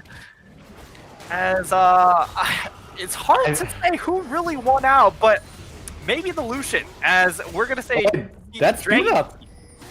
Peanut? I don't know if you win that. Yeah, like, what? Peanut? I was like, what? How did he get there? Oh boy. Okay, well, that's not Peanut from the LCK, but... Yeah, Oof. that's, it's not exactly ambitious. the way you want to see. He thought Dragon Ambitious is one way would be lower. He thought he could kill him in one combo because he would be really low, but it is a very ambitious play to go for. Yeah. I So, mean, honestly, if he had Ignite, he would have gotten the kill, but he didn't have Ignite. Yeah. And now, Dreadfa, he's in the top lane. Barrick not able to lock down That's a Reform flash. long enough. Yeah. Yeah. They do burn the ultimate. No ult available for that Silas, but now Regal, he gets away from Lucky Fam and gets a good amount of damage back onto that Nautilus. That's going to feel good here as they set up for this 3-man dive. Of course, they have Peanut with that ultimate to tank up the tower. They're going to be able to do it, but can they finish off these 2 kills? They are able to get the 2 kills. Does Peanut get out? Yes, indeed, of course. It is an Alistar with an Alistar ultimate. Of course he gets out. As they get a very clean dive. Like, this is just like Worlds. I'm thinking back to Perks and Cavs roaming top lane with the Rise. It's honestly so reminiscing. Rise using his side lane power. I mean, EMP with his best Perks cosplay. EMP indeed, making so many roam plays already. 3-0-2. He's participated in more than half of his team kills at 12 minutes into the game. They have the setup in this top lane. They might be looking for a dive, but honestly, once you see that Rise, definitely have to call that play off. I mean, he is already online and he is ready to 1v9 this game. CCG, they still have ways to get onto him, obviously. Like, for example, just flash ult from the Nautilus, but EMP, he is set up for greatness. Oh, and we didn't even see it, but Skyrush is doing Dragon. He got it. Skyrush will be able to secure that Dragon, and he gets a kill on the back end. And it looks like CCG Emerald, they're in trouble. That's the ultimate swooping in from Dragon, just like a Dragon. But it's not going to be enough. He's going to go down. That will be Barrick able to secure Peanut on the back end, but 1v4 is just too tall of a task for this Mordekaiser. He shows up, comes out of Death Round and says, whoa, this is way too many people. I can't deal with that. And that will be a 3-for-1, but also Dragon going in favor of Respawn. So they win out massively in that trade, but it is still only a 1,300 gold lead. I mean, Respawn is smurfing out of their minds, but it feels like every time they obviously also do proactive plays like that bot lane, and the dive in the bot lane was great, just like that reaction by Regal to that Hex Flash hook from the Nautilus. They do proactive plays, but a lot of the ways they got the lead and the ways they're surviving is because CCG is just going for somewhat weird plays. Like that dive in the bot lane was uncalled for, and now contesting that Dragon 4v2, like Silas can steal the Alistar, but it's not gonna save him in a 4v2. Yeah, as it looks like we're gonna see a big setup down here, 3v3, and now we've got one more to join, but a huge ultimate coming in from Ezreal. Will be able to get that first kill. Skyrush, he gets that first reset for his team, but now Peanut, he's trying to disengage for his team. EMP buying time for EMP to come back in, able to find some damage, but now Skyrush, he's in trouble. He's going to go down. EMP, can he space out well enough? And the answer is no, as he will go down, and Barrick, he just keeps on battering this top lane. And all of a sudden, you see a favorable trade at last coming out for the side of CCG. So they keep trying for these fights and skirmishes, and to a degree, they kind of have to, right? Because of the range difference, they have to really abuse this early mid-game, am I right? Yeah, I mean, disaster strikes for Respawn Esports right there, but I can't even blame them for that one, because they simply tried to cover their bot lane while they were trying to shove in the wave, and then this entire fight erupted. And it was so close. Like, the Kazakhs, he could have done way more if his flash was up just 5 seconds later. He got it really late. And then EMP nearly getting the kill, but Silas gets a huge heal off that just turns the fight. And now, with those two gigantic shutdowns, which both went onto the Hecarim, I think, it's so difficult suddenly. Like, right? How does Rai survive this? He's getting chased on, will get ulted on by Dragon Jin, will have to burn the flash, but the Nautilus ultimate just might be too much, but EMP, he gets a kill on the back end. A well-executed turn, able to get something for himself, and that might be enough for Skyrush to come in and clean this up. The sustain battles are nuts, but it will be Dragon Jindy finishing that off, and I think Regal's just a little far from home. I mean, you can try to imitate a Bruiser by going Conqueror and Gore Drinker, but at the end, the real Bruiser, the 2 levels up Hecarim, with the Divine Sunderer, he's just too strong.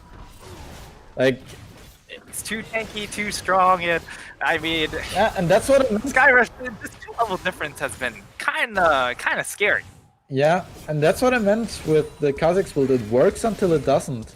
Like, it works, but then suddenly he doesn't quite have enough damage, and the sustain is slightly underwhelming. Like, if we were in Season 9 and there's an 8-1 Kha'Zix, I mean, there is no one he can't one-shot. But being forced to go this sort of wonky Bruiser build, it just gets him sort of outclassed by the Hecarim, who does the same job better. At least in a longer team fight. Yeah, and one of the things is, I mean, of course, the Mythic Pass, it doesn't necessarily give a ton to this. Kha'Zix being able to get that extra ability haste at this point in the game, and it doesn't feel like it's powerful enough. You'd much rather have extra damage, but now EMP, he just takes so much damage from just the burst. And now Koala, while he is mid lane trying to make a play for his team, not the play he wants. That Stretfa now, woo! That's some damage coming in from Skyrush, and he finds a pick. Will that pick be meaningful, though? They do have a one-man advantage when it comes to this Dragon setup. But for the side of Emerald, they do have first roam, and that's a huge knockup coming in from the Alistar. It's not going to be enough as the first kill does go over to Koala. They find another kill, taking out that Ezreal, and it does look like it's going to be a bit of a cleanup. Skyrush able to get away is going to be huge for the side of Respawn, just limiting the damage done. But all of a sudden, in the past couple minutes, Emerald just comes straight back into this game, and it feels a little bit reminiscent of last game where we see the mid lane just get so far ahead, and we thought, all right, the game feels a little bit one-sided, and all of a sudden we get a shift in momentum in just a couple of team fights. Yeah, and I'm surprised that Respawn lost it this hard, simply because they got a 5-man Ezreal ulti and then a huge Alistar combo, but it just wasn't enough. Right now, it feels like the Hecarim is just slapping them with their stats. And that's something we talked about in draft as well. Like, once the Hecarim keeps going, like the choo-choo train, it's unstoppable. The Hecarim just keeps going and going. Yeah, like Malphite doesn't want to use his ult to stop him. Yeah, exactly. And if the Hecarim times it right, he can also just dodge out on the CC from the Malphites, and it's just a little bit tricky at the moment. But on the flip side, it feels like really the only one finding a ton of success is that Hecarim, as while the Mordekaiser is doing well in the 1v1, not necessarily able to find success when it comes to these team fights, because all of a sudden he has to deal with so many other champions once he comes out of that ultimate. And if you look at the scoreboard, it's really just this Lucian and Hecarim that are really succeeding so far for the side of CCG Emerald. Yeah, it feels like I was a bit too negative with Respawn, because if we just skipped the first 20 minutes and we started watching the game right here, I'd be surprised that Respawn is doing this well, and I would say they got through the early game, and it's actually what they wanted. So Respawn still has a chance. Just as we see this game and as we see Hecarim just completely take over the game, I'm a bit worried for them. I'm not sure. Unless Dragon Gingy oversteps, there aren't that many tools. He just walks into the bush. He knows that his W did hit something in that bush, but decides to continue plowing forward. Lucky Fam, he could be in trouble. Will flash over the wall, but that's still a cooldown expended. And I mean, it's a little bit curious as to what they were looking for on that play, because there wasn't really dragon to set up for, since there is no dragon. That's still 2.5 minutes. But that play, I suppose, allows Barrick to try and take away this red buff. I don't think he got it. I think Reformed Koala got his eucalyptus leaves, and Skyrush, he gets his rush by deleting that Mordekaiser. So yeah. As a top laner, I can tell you, as a Mordekaiser, you sometimes forget that the game isn't a 1v1 game. It's not Tekken. And sometimes you see the enemy jungler and you're like, what? That's not supposed to happen. What? My ult has a cast time? No, that's unfair. And yeah, he simply thought he's contesting the red buff, he's 1v1ing the Malphite. Kha'Zix comes, he dies. Yeah, and then I mean, Skyrush, he has so much pick capability there, jumping over the wall. Just gap closing so fast. Reformed Koala, he is able to run away with just the cheese wheel. So, yeah, the fastest rock. And yeah, just rolls out, as one might say. But I think when we see that play, all of a sudden you see how far ahead Dragon Gingy is, though, because he goes into that solo lane and he has a 2-level lead against the solo lane champion, which, I mean, the highest level in the game is this Hecarim, which just shows you how powerful he is.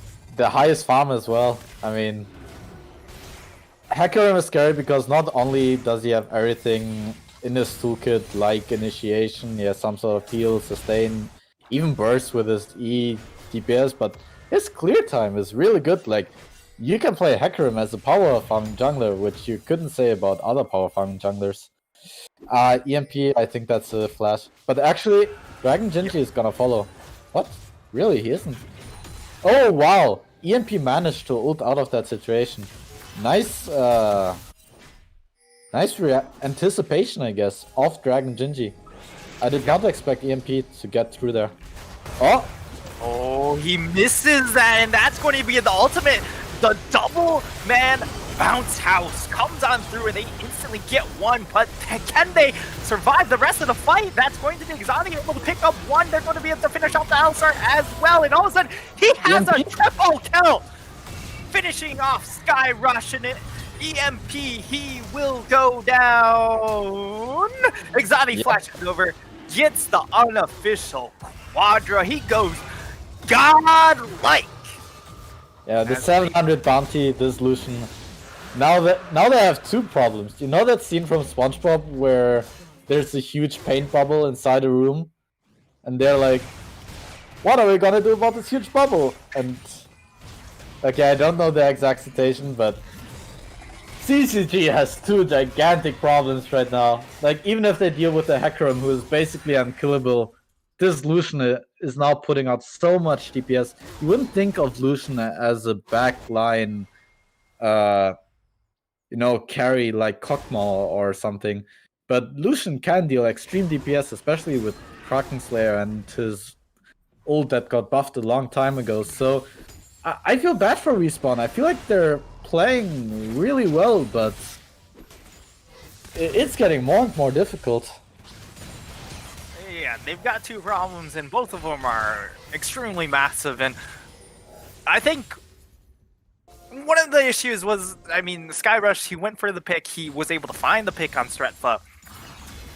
And then he ends up being a little bit out of position, right? Where they go in onto him. It looks okay because they were able to then use the Malphite ultimate in combination with Peanut's Headbutt Pulverize, and were able to kind of carry out with the chain CC, but it didn't seem to be well overlapped because it definitely wasn't chained to get the maximum amount of CC time, and I think that gave enough time for the side of Emerald to then respond. I think if they were able to get that clean 2-0, might have been different, but Exotti able to then take over the fight because of those 2 CCs taken away from the side of Respawn, as he's going to throw out now culling and gets a whole lot of damage onto what was supposed to be a very tanky Alistar.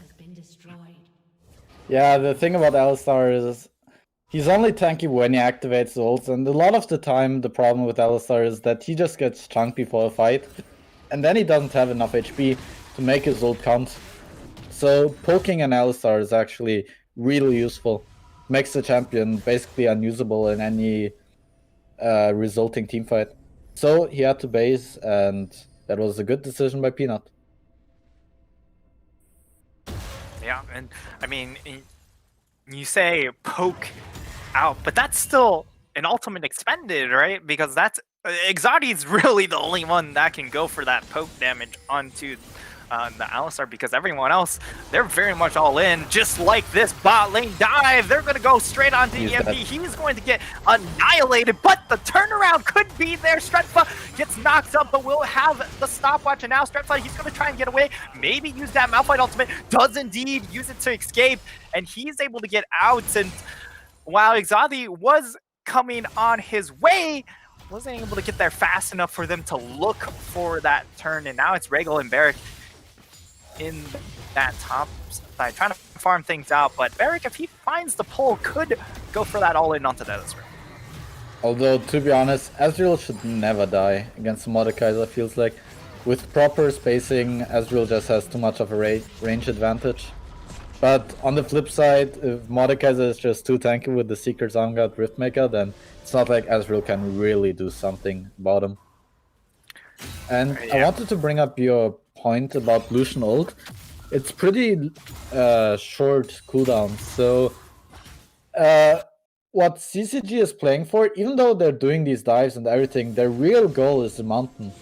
So trading a few ults and looking for a few fights, that's just to get a minor advantage. As long as the ult is back up for the mountain fight, they don't mind expanding those cooldowns at all. Interesting that Stretfa, he doesn't have any vision, so he doesn't want to push out that bot lane. Yeah, Stretfa, it's a little bit dark on the bot side, so he's going to play a little bit more safe there. But Exotti, I mean, he's just, he doesn't exactly have a ton of haste built up, but his ultimate still will come up a lot faster than that Alistar ultimate here. Is Lucky Fam, he's got an angle, but I don't think that's the angle he wants, as he's still level 10, doesn't have rank 2 ultimate, and that could be a big difference when it comes to this next fight. Of course, you still have the utility, but having the extra CDR is certainly helpful. As Barrick, he's level 15. EMP is online. Yeah, great poke, and now that's gonna force out the TP. If he didn't have TP, that would be a game-winning play, but now they will have to team fight. Yeah, and this has to be the coin flip coming in, and that's a huge Malphite ultimate coming in from Stretfa. He gets a 4-man knockup, and that might just be the game right there. They're going to be able to find the rest of the engage. They just plow forward. That's Mordekaiser finding himself 2 kills, and it's going to be the double-double, as it will be 2 kills for Stretfa, 2 kills for Exotti, and that should be both of these major objectives going down. Barrick will be able to secure this mountain soul for the team, while it's going to be a 2-man for that Baron. So they're just going to get everything on this map, Alan. Yeah. And that's how you see that they're the first seeded team. Some teams, they might panic and they might only go for the Baron, but they know they can take everything. The Soul, the Tier 2 Tower, the Baron, they take everything. We suddenly have a 10k gold lead. That's something only the very highest elo players do. before they try to reset or do anything, they take the entire jungle, so now they're even further ahead in terms of everything. And I'm sorry, I was rooting for Respawn, but this is now the chilliest mountain that they have to climb. And it's certainly one of the tallest mountains as well. Not only is it cold, but it's a long climb. And I mean, you mentioned the fact that they went ahead and before the reset stripped away all those jungle camps. All of a sudden, you're looking at Respawn. They've just come off of their namesake respawning, and what gold can they get? They can't get a whole lot, especially Skyrush, and you're looking at Skyrush to be one of the two carries for this team at 25 minutes, but now it's 30 minutes. His build is online, but his champion doesn't quite feel that way, and they're missing out on a lot, I feel. It feels like the Hecarim didn't even try to go for the Flame Horizon, but it just happened. Because of because of the champion list, because of the way the game went. He is the only one level 18. He is 3 levels up on everyone in the red side team. I mean, my god, how do you deal with this guy? Because even though Ryze and Ezreal, they can pump up the damage, they have to deal with the Hecarim in their face. So they need some sort of time, but Hecarim is not going to give them the time. Lucian is going to follow up, and beautiful culling.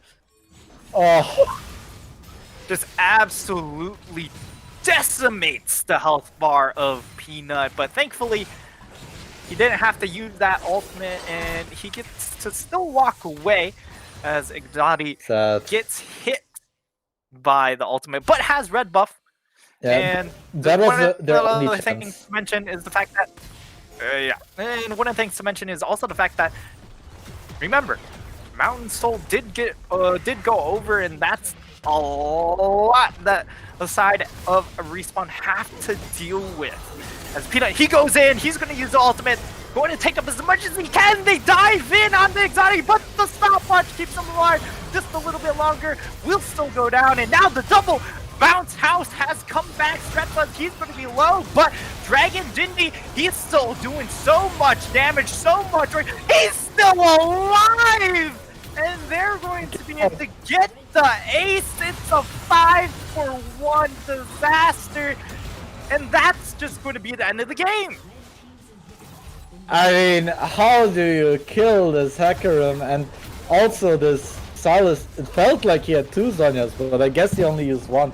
Like, the Mountain Soul was actually huge. They simply can't kill them. I feel like Respawn, they played it so well multiple times, but they just couldn't deal with the draft at the end. And this Hecarim, he just ran over everybody. Of course, there were solid performances by the Lucian and the Mordekaiser, but I can't stress, this Hecarim, they simply couldn't deal with it. The horsey was online. I mean, you know how the song goes. These hooves were made for walking, and that's just what they'll do. And honestly, Dragon Jindy, he flew a clinic over him. I mean, he was on a pony, but he truly soared above and beyond in that game. Those hooves walked all over you, aka Respawn Esports. Honestly, great effort by them. I did not expect the game go like this. They had multiple teamfights that they lost where I felt like they mechanically outplayed CCG, but CCG just, they couldn't die. Like, I watched EMP in multiple fights, and he got so many EQs off, so much DPS. I think his damage graph probably really impressive, but it's just at the end it wasn't enough. Even in the last team fight, I mean, they were so far behind. They played it beautifully, double bounce house, perfect DPS by the Ryze, but Hecarim doesn't die. He just doesn't die. And Silas with the Elsa ult, it's just too much. So it's a great effort by Respawn. Yeah, those health pools just got too big to handle. You saw how much health they have, but then in addition, you get the triple mountain on top of that extra little bit of... That's also not a number to scoff at as well. 18% extra defensive stats because they had 3 Mountain Mhm. Souls to 0, that is just so much extra durability. And I mean, you said Respawn, they made the plays early on. They were able to find the fights. They were able to hold off and prolong the game as long as possible because they took that dragon early on, and that allowed them to put the game off in extra 5 minutes. But as we get to see the damage charts, 34,000 damage coming out from Hecarim. The next closest was Dilution, which we saw pop off, right? Yeah, great But play. only 25k. That's still a 9,000 difference. That's like that's almost 5 champions worth of health right there. I mean, I don't want to call it jungle diff simply because I can honestly see a parallel universe where in the bot lane fights where CCG got to huge shutdowns, like 2 1k shutdowns, Mhm. where if Ryze is just in the bot lane slightly earlier, if the flash is up slightly earlier, if the fight just goes slightly different, Respawn could have taken away this game because we saw them execute mechanically. But because the ball got rolling, the Hecarim got running, it was too much. And it makes me a bit sad, but CCG showed that they were the better team. I think especially they just understand the meta so well. The drafting is really good, and they did play fights also well. Of course, they proved that they were the better team. It just I can't help. I just can't help rooting for the underdog. Yeah, it's just a bit of a lament there. We thought it'd be a 2-horse race, but it was only a 1 dragon race. He just ran away with that one, and you saw it coming. It was just slow and steady. He kept getting more and more farm. All of a sudden, you just kept seeing him invade jungle camps and steal away jungle. And that's really important because not only is that gold for the Hecarim, that's also gold the Kha'Zix isn't getting as well. And slowly but surely, the differences mattered because Skyrush, he finished the game 4 levels down. Yeah. I mean, pretty much everyone on red side ended the game 3 or 4 levels down. But it is sort of funny how during the game we were like, oh, okay, Hecarim is level 6, 20 CS up, that's scary. Okay, Hecarim is level 10, 40 CS up, that's kind of scary. And towards the end, okay, he just flamed Horizon to him, yeah. He didn't even really try to do that, but it's just the advantage he got out. He got out of the matchup. Just trampled the competition. The competition. Yeah. It just didn't. It looked close in game, but then all of a sudden you reflect afterwards, and it wasn't there. Yeah, I think he felt very comfortable the entire game. Dragon Genie was probably confident they would win, and if he watches the VOD and reviews this, he would be like, "What? I was never even sweating. I knew I had the CS lead, I had the XP lead. I would do this." But we were like, "Oh, the double bounce house! They can do it!" And they nearly did it. They nearly did it. Yeah, you look at the beginning of these team fights; they just look so good. But any final thoughts about our first seed going forward into this tournament? Any concerns? I am somewhat concerned about them, but we saw, honestly, the more I think about it, the less concerned I am. They did cocky plays in the early game, and even after those failed, they still came back. The drafts are super solid. I don't know how good the second seeded team is, but of course, if our 16th seed team gets them so close, I don't think the grand final, if they get there, of course, is gonna be. I think it's gonna be close.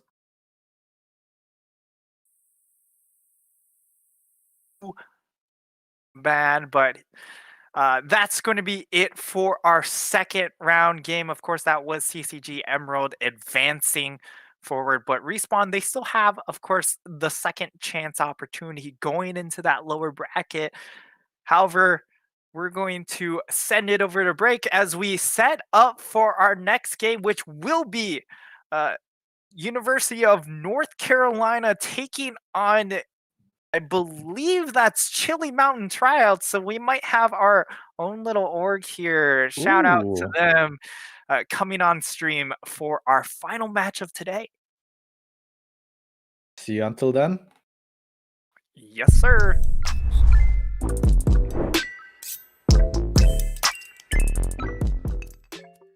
Hey, what is up, guys? So if this is your first time on this channel, my name is Chilrog. I'm the founder of Chili Mountain. And today we're going to talk a little bit about Chili Mountain's League of Legends program. So we're proud to announce that we have entered the League of Legends space. Last week we announced Vamir, a very talented League of Legends coach from Europe, has come over and joined Chili Mountain. Chili Mountain is really going to focus its League of Legends effort on developing the next generation of young League of Legends talent. So there's a problem in League of Legends North America right now. In League of Legends North America, we're getting dumpstered. We're getting killed by Europe and South Korea and all the other regions. And a big part of the problem about why is this happening? Why is North America just getting slapped around by the other regions? North America has more money. We have a massive population. We have a lot of things that you would think could produce talent, but that's just not the case. It doesn't happen. A big part of this reason, in our opinion at Chili Mountain, is there's a lack of youth development. The infrastructure that exists to take a 15-year-old or maybe a 15-year-old good player, or maybe a 16, 17-year-old good player, and turn them into an LCS Academy quality player, there's not a nice runway they can go up. In Europe and South Korea, we have that. We have a lot of scouting, a lot of training, a lot of programs that are going to turn a 15, 16, 17-year-old into somebody that's ready to step up onto a giant stage. So what we're going to do at Chili Mountain is we're going to attempt to fill that void. We're going to attempt to fill some of that gap. So if you are a Diamond Plus player and you're under the age of 18, we would love to talk to you. We have our first team. It's only been a week, but we already pretty much have our first team ready to go. But we're going to be looking to get more teams. We probably want to get around, it's hard to say exactly, somewhere in the neighborhood of 4. So if you, like I said before, if you're a Diamond Plus player and you're 18 or under, definitely reach out to us. I'm going to have some links in the description below. We want to talk to really talented young League of Legends players. And we want to get them, and right away, we want to get them competing in the local leagues. You know, your Risen, your Upsurge, your Twitch rivals, just local kind of tournaments, local sort of things that they can win and start competing in right away, so they can be ready to move to the next level. So besides this, we also want to announce we are having a League of Legends tournament next weekend, a $500 tournament, and this is going to be for existing teams in the scene. It might seem like a little bit of a strange thing to be a team competing in leagues and also to be an org hosting tournaments for teams. Maybe it is weird, but we do it. We do it in Here's the Store. We do it in League of Legends both. So whatever. That's just something we do. So next weekend, be on the lookout for that. It could be found on twitch.tv/Chili Mountain if you want to see really honed sort of powerhouse existing teams in North America. Check that out there. If this is a few weeks from now and you're looking back on this video, you can actually find the VODs on this channel already. You can find it youtube.com/Chili Mountain, the same place this video exists. So check it out there. So for now, that's pretty much it for our updates for our League of Legends activities. But for future updates, keep an eye on this channel. You can always find us at twitter.com/Chili_Mountain as well if you want some updates in real time. Besides that, guys, definitely smash that subscribe button below and definitely drop a comment if you want to get involved in the discussion about our League of Legends activities. Thanks a lot for watching, guys, and I'll see you around.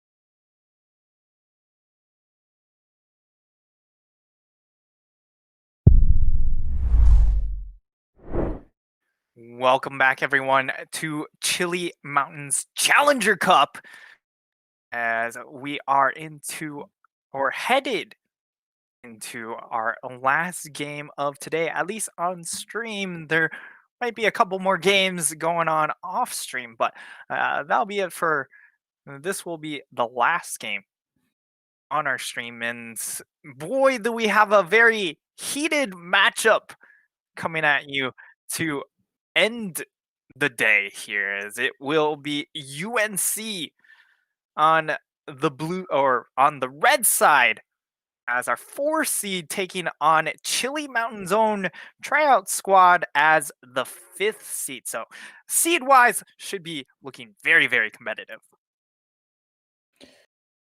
Yeah. And now This that draft we're is looking moving. into the draft, yeah, I'm already surprised Darius first ban. It has to be a target ban. Darius does have nice new items with Stride Breaker, and he can get really fast, but I don't think it's priority pick, so it has to be a comfort ban. Just like the Kindred on red side. I wonder why they banned Morgana, because even if you plan on playing Leona or Nautilus as a support, Morgana should be that big of a deal. The Jhin first pick makes sense to me. Great power pick. Ooh, and I'm sorry if I'm taking over this draft, but I love what red team, right? UNC is red, right? Yep, UNC. What UNC is doing with the Graves answer. I think Graves is probably the strongest, at least blind pick jungler. He always gets blind picked in my high-low solo queue games, and I think Graves can honestly deal with Talia. Like his E and Talia E, it's obviously a bad interaction for Graves, but I think Graves will still do fine. But I really like this draft because Blue Side responds really well with the CC lock that enables Talia to use her W to one-shot people. That's why they banned the Morgana, because they're really playing for one-shots.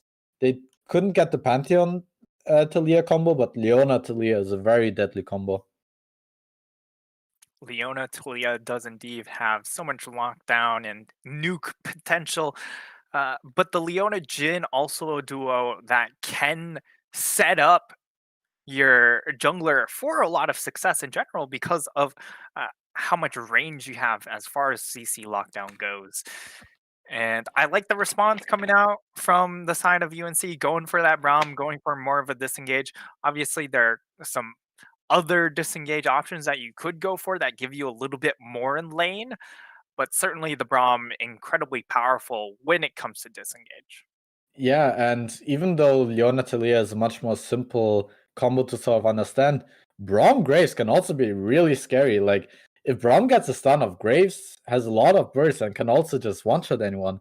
Also, Braum MF is also a nice combo because Braum, when he combos his ult with Misfortune, they can just sort of one-shot whoever they catch out. So both teams have a lot of potential to make a pick and just nuke whatever target they go on. However, right now, red side, Braum at least has the shield to help peel a little bit. And Yeah, now for with sure. the Shen blind pick, makes sense. Seems like they want the mid lane counter pick. Shen is one of the strongest blind picks right now, along Malphite probably. That's why they banned the Aatrox that we saw 2 games ago, right? As a counter pick. So draft is logical. And they also ban away the Mordekaiser, which certainly has the tools to really bully out a Shen, being able to constantly throw down the mace, which as a Shen, you can't really deal a whole lot with it. But in response, we see a Renekton come out here. And while I don't think Renekton has an insane matchup against Shen, it does provide a great setup in tandem with, again, this Talia pick. Oh, wow. I mean, the entire Chili Mountain team synergizes so well with each other. The layering of CC that they can do is honestly brutal. And again, like, UNC also doesn't look bad. Like, they have a lot of answers. And as you talk about answers, Cassiopeia is such a cool answer. Like, every time that Chili Mountain tries to do something, which they can very much do, like, UNC has an answer. For example, the Shen W can stop the Renekton stun, or the Cassiopeia ult can easily stop and engage. However, at the same time, they can all also get caught out. So this is a very interesting dance between who can use their abilities. I mean, that's the most standard way of saying it, but who can use their abilities better? Like, Chili Mountain can just nuke someone, but UNC can answer. So it is a very high skill reliant draft. And with the teams being so close in seeding, this is promising to be a banger. I mean, 4th against 5th seed in skill matchups. I love it. Yeah, and I mean, like, obviously on blue side, you're mostly trying to carve out an identity for yourself. Whereas red side, it's all about responding to the picks coming out from blue here. And I think both teams got what they wanted, right? Where Mhm. Chili Mountain tryouts, they get all the picks they want. They get to play around this Talia pick very, very well. And you look at this composition, there's so much roam potential, right? We didn't get to touch on it, but the Talia and Galio ultimates, the moment Galio disappears from mid lane, there are some red flags being sent out into the side Yeah. lanes right there. But again, there's some nice response tools. The Cassiopeia can just really punish the Galio if he oversteps. And the Shen, he can survive the Renekton top lane very, very well. And then you also, of course, have the Braum to just set up the disengages because they are very full commit over on the side of Chili Mountain Tryouts. A well-placed Braum or a well-timed Braum ultimate means that the turnaround from Cassiopeia MF, whoo, that's a lot of punish. Yeah. Over the time, I've sort of developed an intuition, I guess, where the team comp looks correct, if it looks good. And honestly, the Chili Mountain blue side team, it looks beautiful. It just makes so much sense. Honestly, if they could have gotten a Pantheon top lane, they obviously couldn't because of draft stuff, but if they could have been the one that have the Pantheon top lane instead of Renekton, they could have like blind picked this comp. Like, they could have said, okay, guys, this is our comp. You guys can pick whatever you guys want. We can probably deal with it. Like, UNC did great answers, but honestly, no matter what they would have drafted, Chili Mountain just has such a nice team comp.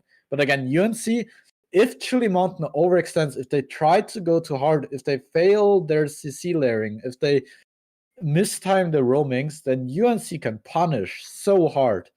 So UNC, honestly, I'm once again impressed. Like, their draft answers are really good.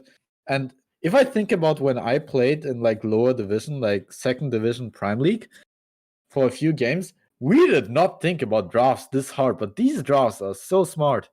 They're so good. And I'm really glad to see these teams really prove high level of drafting knowledge.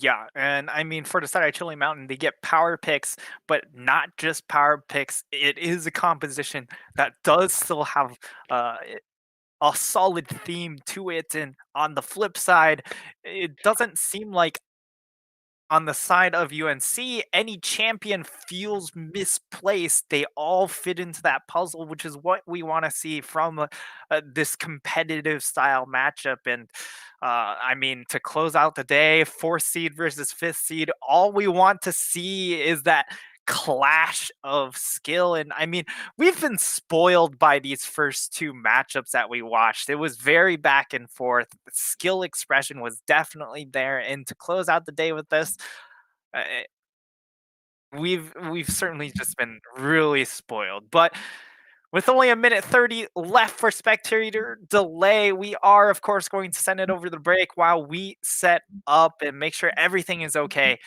for both of these teams. So, with that, stay tuned because we will be back very, very soon.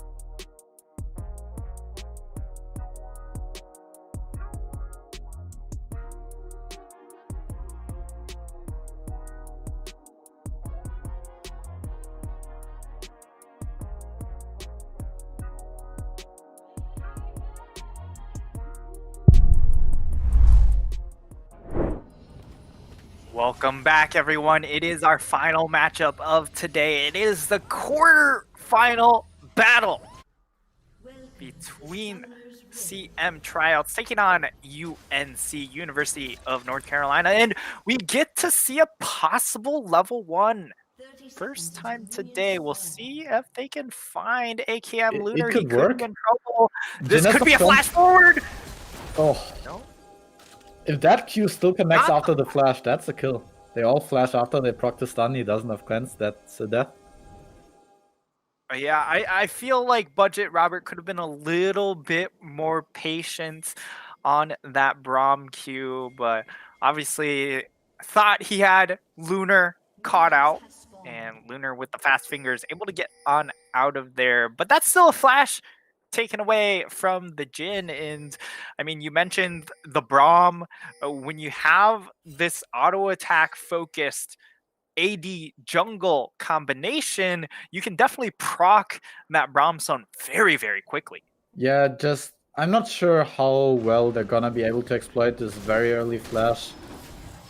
Simply because usually what I was referring to is when Graves has like one item, when he has his lethality spike, then he can really one-shot. In the early game, he still kind of wants to power farm, so MF also, she kind of just wants to poke with ENQ, so I can't see how they gank the bot lane and get a really good gank off, only as a counter gank, so blowing the flash is obviously good, but I'm not sure how many fruits it will bear.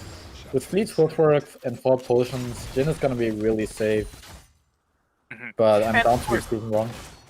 And of course you have this Comet MF build, which is very much focused on just throwing out those make it rains, just trying to shove the wave. So we might never ever see the wave in a position where 8KM Lunar and Gizzle get really punished. But of course, we didn't get to touch on those names when we got into game because of course we had that level 1. So over on the blue side, we've got CM Tryouts, Yummy in the top side, Doubtful in the jungle, Kalexo mid lane, AKM Lunar, and of course Gizzle in that bottom side. And UNC answers with the greatest top laner's name after mine. Alan, I love it, in the top lane, then Strova in the jungle, Leafer with the Cassio mid, and Cypress and Robert in the bot lane, who are honestly doing really well. I didn't expect them to have the shove, and they're gonna have Prior for the Skull Crab, so things are going well for the red side bot lane. I don't think Talia is in time to contest the Scuttle. Yeah, Talia looks like is just going to concede that, so that's something really nice for Strova early on here, being able to secure at least one Scuttle. I think that was a mistake of Galio. He shoved the lane in too early, so he didn't have Prio.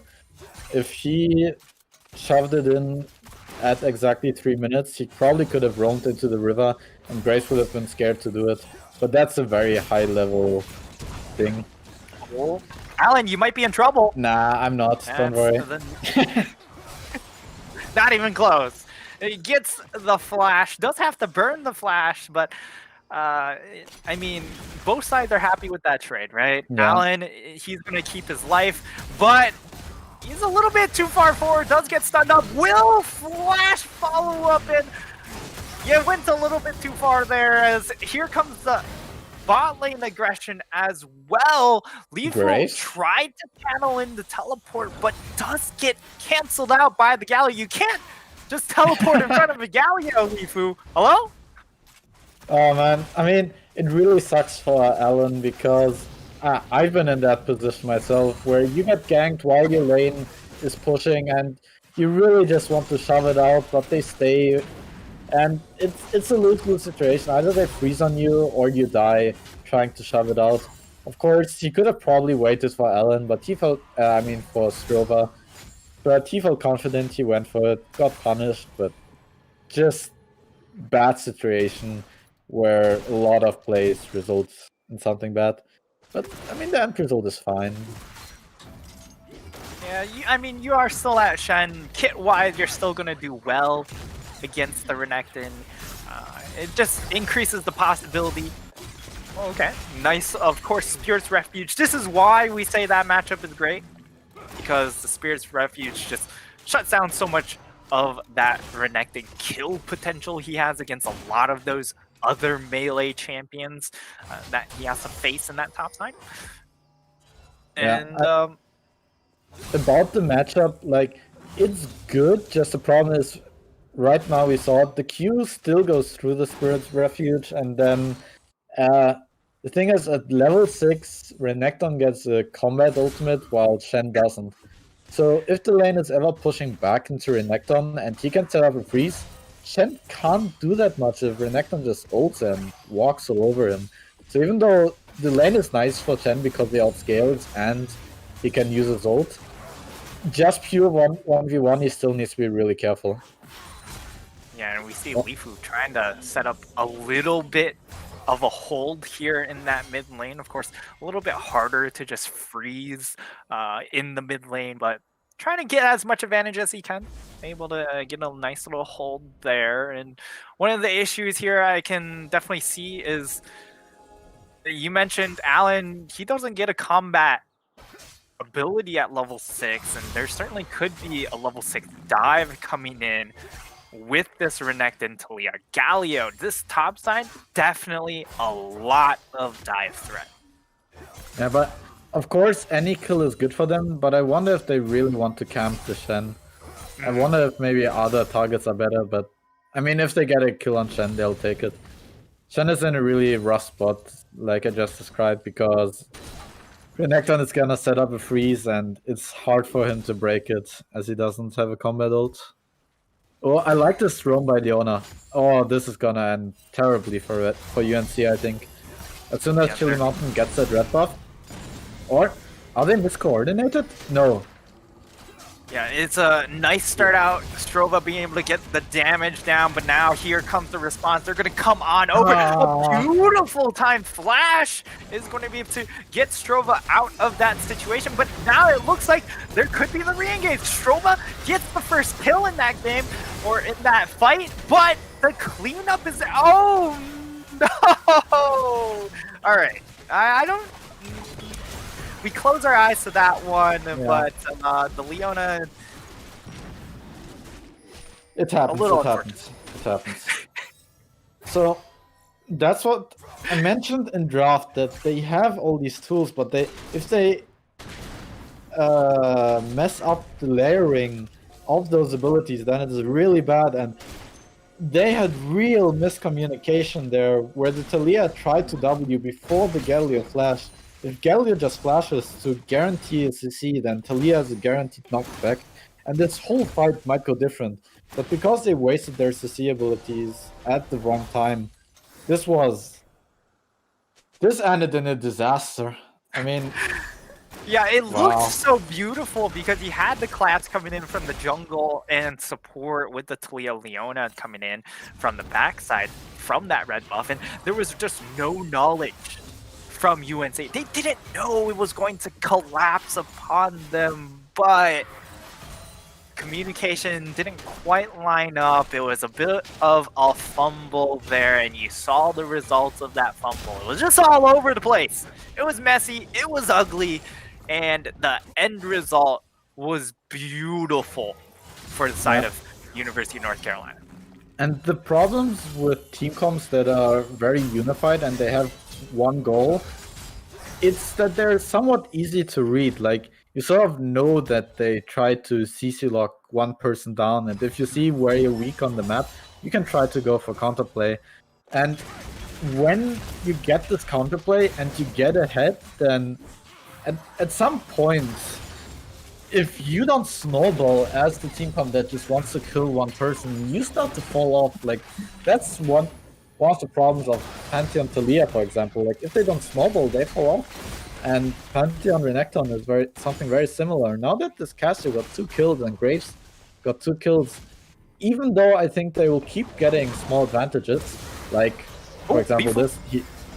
that's the channel being channeled. Will be able to keep his mid laner alive, but that's a lot of health missing on to the Casio, and also you're leaving that top lane. Alan is going to have to give up a lot of farm. But at the very least, Graves is there to capitalize on the extra gold, which of course feels good for the jungler. As we do see Budget Robber, of course, he is Realm. He's going to be able to jump away and get out safely. But honestly, I wish I trusted anyone in the world as much as Lifu trusted that Chen to ult on him. I mean, I would flash there 10 out of 10 times. I was like, there's no way he doesn't flash, but he trusts Alan. And honestly, good call. Alan ulted and he gets out, and flash is really important on Cassie because with your flash ult, you can always turn around the fight. So, yeah, great patience. Even though he got caught out, they got the best out of a bad situation. So you're telling me that you wouldn't trust yourself to ult? Don't trust anyone, especially yourself. Alright, you heard it here. As Robert, he's going to go forward. He gets a lot of damage onto that Jhin, but not going to be enough to finish off Lunar. And now the curtain call comes in, and that just might be curtains here as they find the first one. Robert goes down, but a huge bullet time might be enough to turn it around. That's a whole lot of damage, but there's just not enough damage left to capitalize as Talia went a little bit too far. Lifu survives. What is that HP? That HP is ridiculous.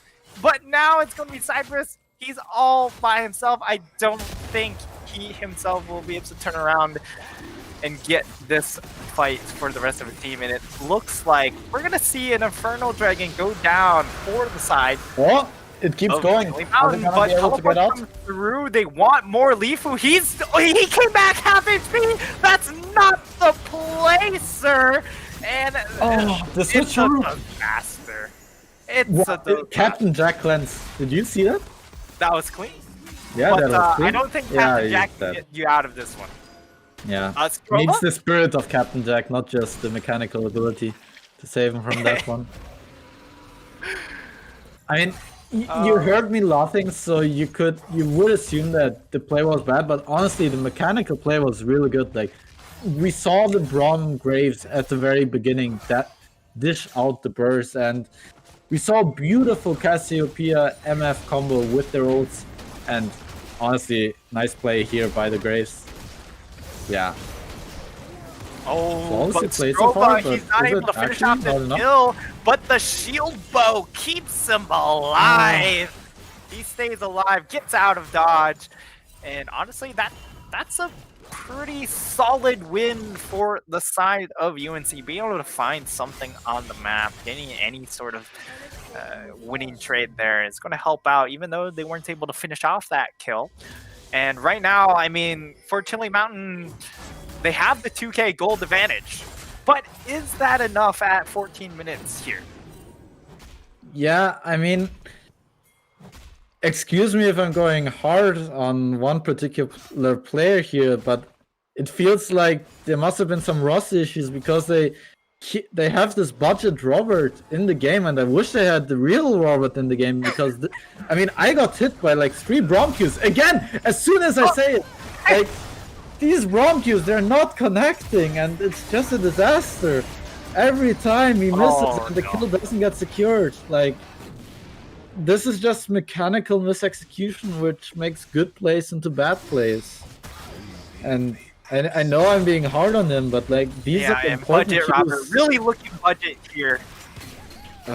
Looking a bit too budget, as he's gonna cost his team 2 kills. And honestly, you look at where the map state was, Budget Robert shouldn't have been there contesting grab, and now Stroba, he could get caught out of position. He's gonna get collapsed on. Shield Bow keeps him alive a little bit longer, but now Budget Robert, he's in trouble. A huge Cassio ult, will it be enough? It does seem okay. They find one back. But now Cypress, he's trying to collapse, and honestly, this he landed good that angle one for a turn. Klexo, he's in a little bit of trouble. The MF ultimate not available to truly capitalize on that missed position. And for the side of Chili Mountain, they're going to be just chill.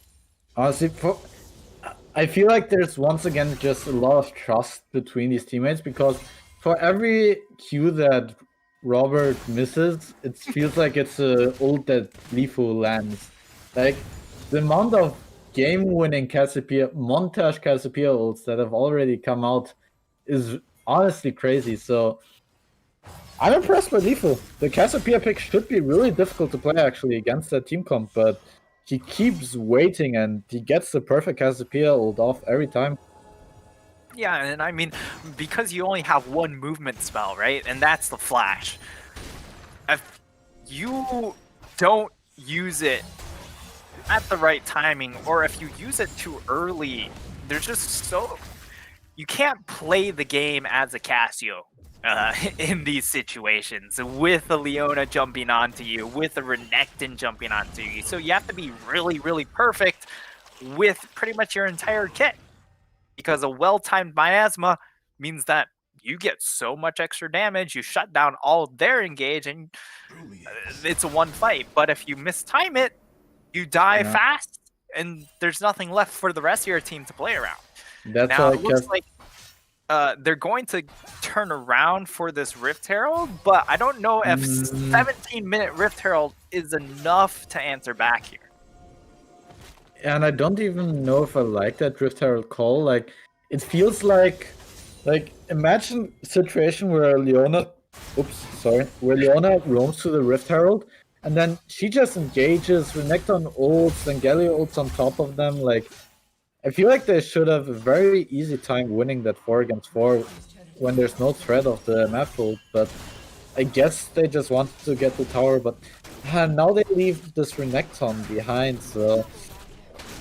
Yeah, and the other thing is, you already got first tower for the side of Chili Mountain, right? So you have first tower, you're not worried about conceding too much here. Okay, Gizzo it, lands a nice ult, but Cypress is going to be able to walk away, takes a last hit, and Doubtful, one rock does it as they secure that one. Yeah, and I guess at the end, Chili Mountain, they don't really care if if UNC tries to funnel resources into the top lane, because they don't really care about Shen getting big, and they care about Dragon's Wave. Oh wait, that's an ultimate and a half as Shutdown comes down onto the Talia, and honestly, Klexo, the hero's entrance wasn't going to make much of a difference as Budget Robert at last hits the Q. He smacks the door into the Gargoyle, and the Gargoyle might cut down the sides. As they're actually going to commit for this fight. That's a huge slice of dice coming in from the Renekton. Is it going to be enough to turn the fight?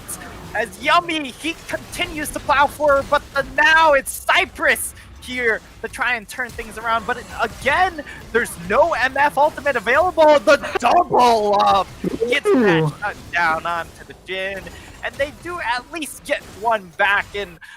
There's gonna be more. Strova, he wants more, but is the dive truly the answer here? As Doubtful, he's gonna face check into Strova. Strova gets a lot of damage, but it might not be enough, and Strova goes a little bit too far then. Yeah, but I can see where the play is coming from. Oh, wait, it's still going on. Plexo! Let's see, Cassiopeia is about to be up 10 more seconds. Lifu, he has the big ticket ultimate to turn the fight, but it's just not up fast enough. And that will be the mop-up coming in from the side of Chili Mountain. And I mean, at the same time, even if he did have that ultimate, he just didn't have the resource to really turn it as well. Was very low on mana because of how long that fight went on. And all in all, that trade goes in favor of the hometown team in Chili Mountain.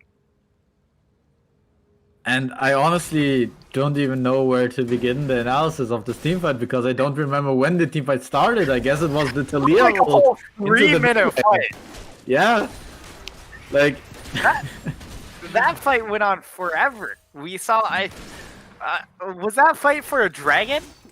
No, that was Talia ulting mid lane, right? And then getting ulted by Oh my Cassio. God. And then the chase resulted in a gigantic Yeah, we fight. started mid lane and then finished almost close to that tier 2 bot lane tower. And That's how far we traveled. yeah, all 4 TPs got used, so it just kept getting extended. Grace, I think, didn't he die and then had time to go from the base back to where's the crux? Oh, he didn't die, but he maybe. walked all the way from the base to the crux. So that's how long He the fight did went. respawn. Yes. He did indeed respawn and walk all the way down. And it was a long journey, but he made it in time because how much great fighting ult. goes on in Lunar. He might be in trouble. Huge! Leona ultimate does save the team, but doesn't keep himself alive. And Cypress does trade. Oh, baby! That's the curtain call, finishing off one more. But Klexo, all of a sudden, he sees one more member and says, "Oh, we are out of there. I am out." Yeah, What? this is just tragedy. At every I'm second. sorry, Doubtful. I doubted you, but I shouldn't have, as he just eviscerates Li Fu out of the game. Yeah, thanks to the double up with the Jin W, he got the assistance he needed to one shot. But honestly, they're so.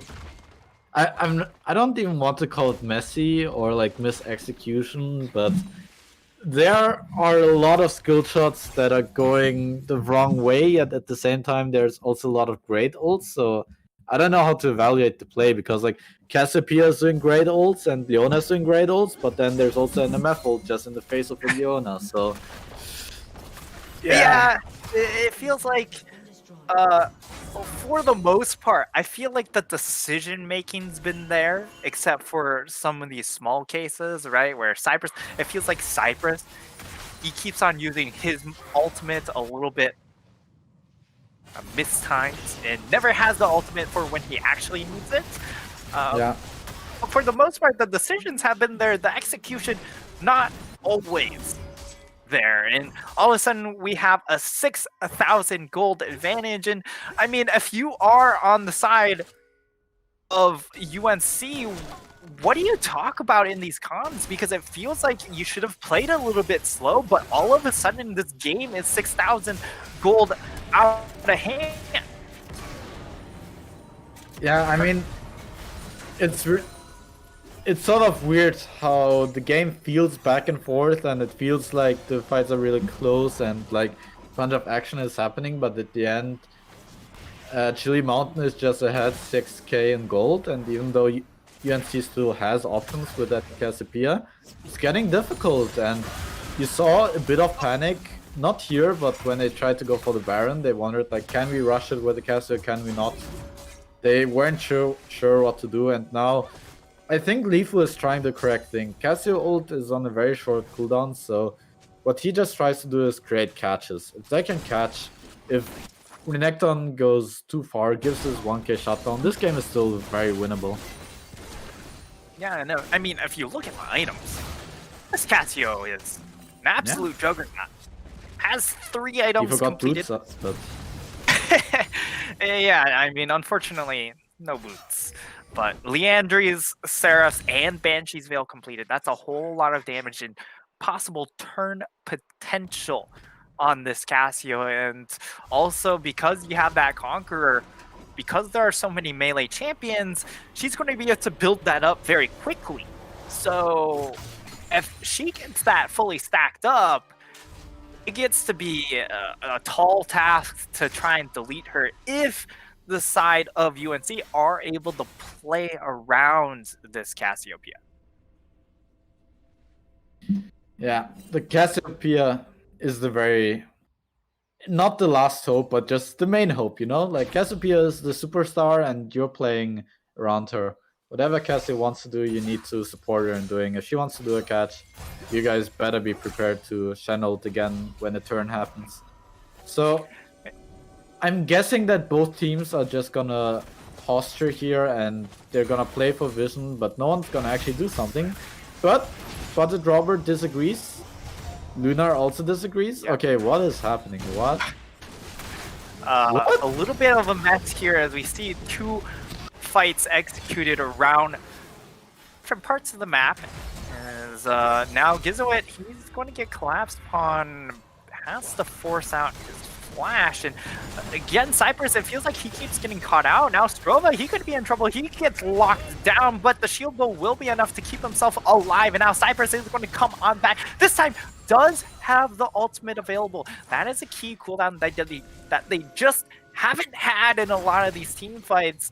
Doubtful spotted out here, does get tagged by the Winter's Bite, but no one around to truly capitalize. Means that we'll be able to walk away. And Yeah. Doubtful, I mean, he's been having a good game, but still has had again some of those ultimates that we do have to Question. examine. Okay. Examine is a better word. Yeah, I mean, it's... I didn't want to call it a mess 10 minutes ago, but now it's a mess. Like, when you saw Graves there at the tier 2 tower, right where we're looking, it looked like Doubtful was surprised himself that he landed that W onto Graves. Like, Graves just didn't bother dodging it, and...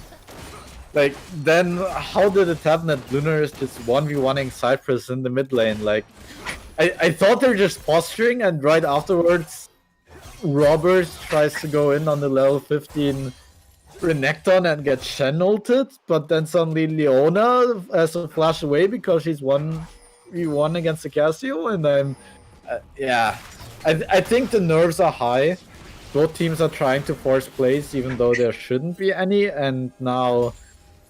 We finally got an objective that we can play around, and that one, it might honestly decide the game. If UNC gets an ace here, everything is possible.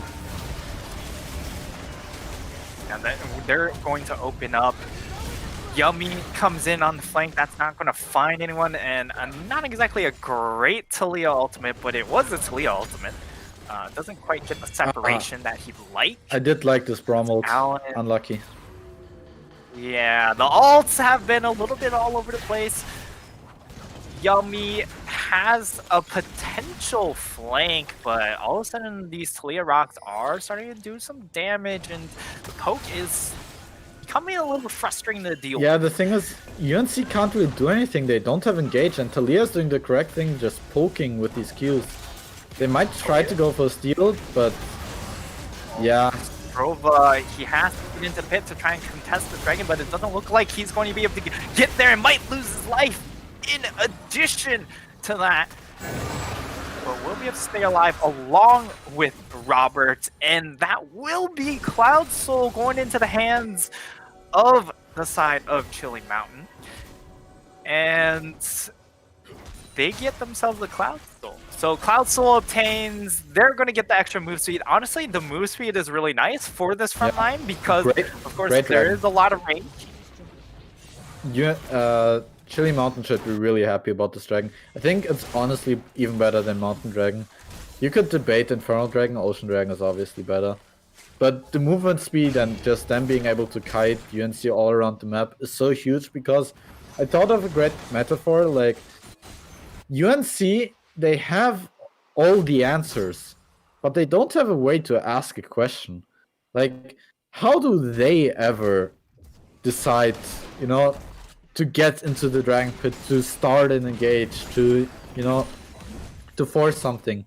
Like, contest some of these choke points. Like, they, whenever Chilly Mountain goes in, they have a way to react really well, but when they have to be the ones to force the play, all they can hope for is for the game to be a mess and for people to be out of position. But when you have perfect vision, like at a major objective, then that's just not gonna happen. And now, like, right, they don't have a way to contest. It's also because they're so far behind, but it is difficult. I mean, here in the Baron Pit they do have MF ult, but once again, it is difficult to do anything. The good thing about the Baron is the simple... Shen ultimate does get channeled They don't have the damage. Chilly Mountain. Yeah. Too early, That's one of the sadly. issues. You go for the Ludens, am I right? The Ludens onto the Talia just doesn't quite give you that Baron damage that a Leandri's would. And now all of a sudden we see that tier 1 mid tower finally go down into the hands of UNC. So the Tar Heel is able to answer on the map, but with 4 minutes onto Elder Dragon, there's not a whole lot that they can do to follow up on that tower take. Yeah. So I think the exact same thing is gonna repeat. They might clear the vision, or they might just instantly run back. It seems like they just instantly run back. And yeah, now that Chen lost his... Yeah, it's honestly smart. He got his TP out, and... Oh, Shen's getting collapsed upon. That will be Alan getting turned on. Will go down, but they are at least able to trade one back. Budget Robber able to keep some of these champions alive. Now Cypress, he has the ultimate. He could turn it. That's a huge Gasio turn. Lifu gets the answer. You said they have no ways to ask the question, but Lifu has all the answers, and he finds the big answer there. Budget Robert taking a lot of damage, and it comes down to this Renekton, comes down to this Galio, and they're stuck in this pit. This could be the turn. Unity is fine. Okay. I mean, You say it's fine, and it definitely was. Lifu is playing out of his mind. What can it like? Lifu is my god. I pray to him every day. If now I actually understand the trust. If Alan has to regularly play with Lifu, and Lifu has to play with Alan, then of course Lifu is gonna shout, ult me, I'm not gonna flash this! Like, of course now there's trust. I understand the entire game. Like, Lifu is 1v9, superstar. Yeah, we kept touching on it throughout this game, but the one play we haven't seen as well from Lifu is the flash forward. It's always been a little bit defensive, hanging out, holding on to that flash as long as possible, but this time he knew for them to get back into this game, he had to do the proactive Castiel flash. And it's always a high risk when it comes down to that proactive Castiel flash, because if you don't execute it perfectly, you die. You have a 5-minute cooldown on your flash, and all of a sudden, for the next 5 minutes, you don't get to play the game. And that's actually a problem right now, because even though they have Baron, like, I'm a bit worried for Lifu. Him not having flash, even with them having more items and everything, it is difficult. Like, obviously that flash is worth 10 out of 10 times, but now we've got an Elder Dragon, and the game still is far from over for Chili Mountain. They're still pretty much chilling. The waves are pushing into them, but... Oh, Klexo though! Klexo! He could get picked off, will experience a lot of damage. They get the stun! That's going to be enough! Cypress cleans that up. He burns his pushing flash. out mid lane. But again, 10 out of 10, you would go for that kill. And now they just have to trade map pressure. They might end up giving up this tier 2 in that mid lane, or tier 3. Yeah. And they might lose that in him, but it looks like a bit of a base race. It's a bit of a base race here. Lifu has they might lose the game here. They're gonna stop the bases. They're going to try and stop the backs. And Strova, Cypress, Alan, Okay, they're going to try and get as much as they can get. But They honestly, don't until the ult is the thing.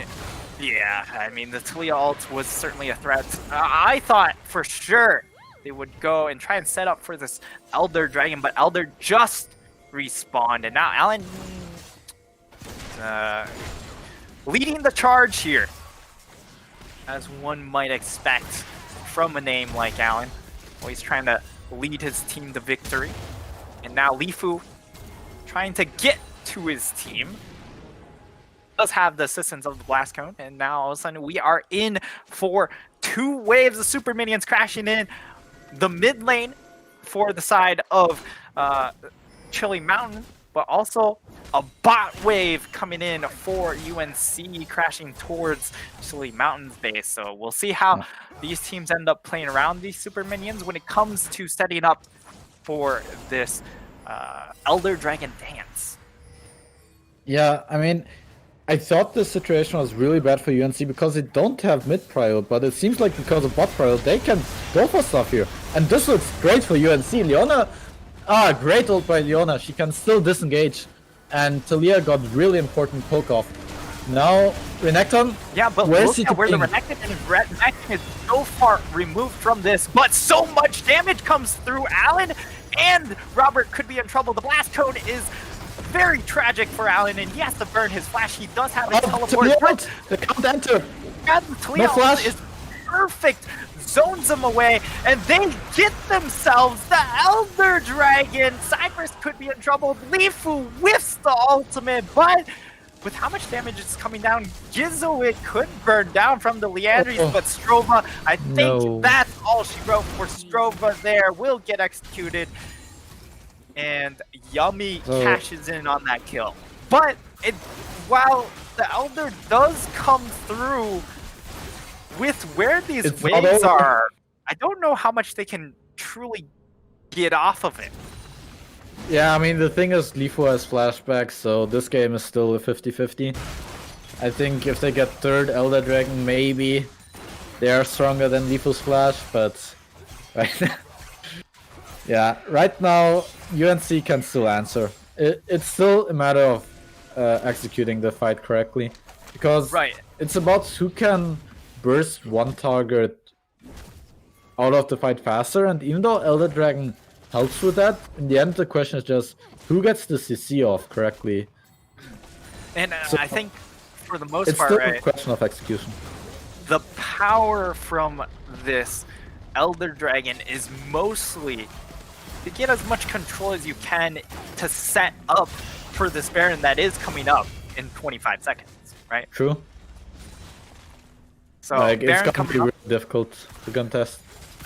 Yeah, that's the problem here, because now all of a sudden, if you're the side of UNC, you can't really force these fights, and you kind of just have to concede a lot of these things.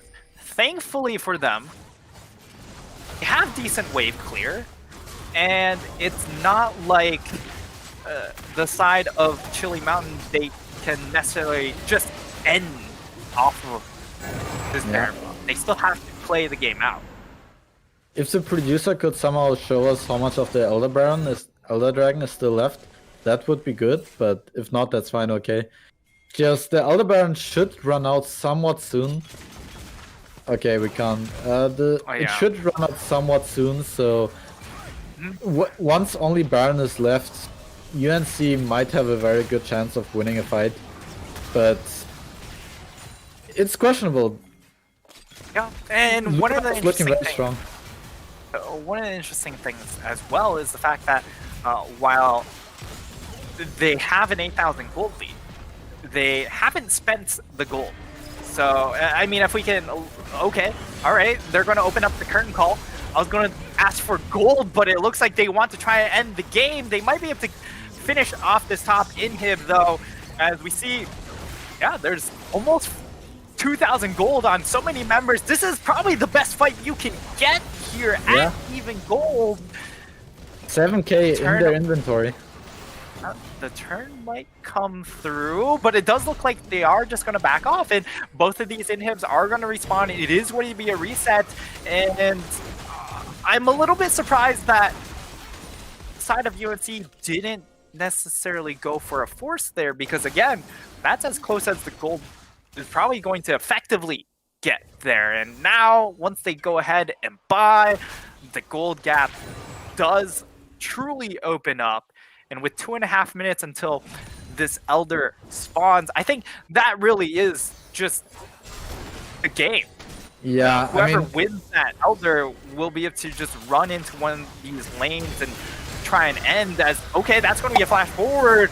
I don't know if Lunar, that's the play you want, but the ultimate comes in and a huge damage gets Robert. Talia comes in from the side looking for the deletion, but it looks like it's all she wrote. Lifu trying to be the hero, but you can't 1v5, and that will be the triple kill for Lunar. It looked a little bit wonky, flashing forward, trading that flash, but it all works out.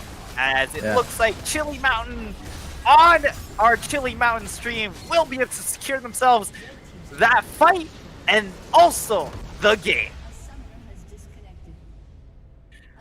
Yeah, I And- mean, what a game. I mean, I was saying that Lifu is 1v9ing, but honestly, Lunar on the Jin, he reached his late game potential, and he was honestly throwing out an MF ult every auto attack pretty much. Like, he was a true 1v9 at the end. Yeah. He was just lobbing bricks.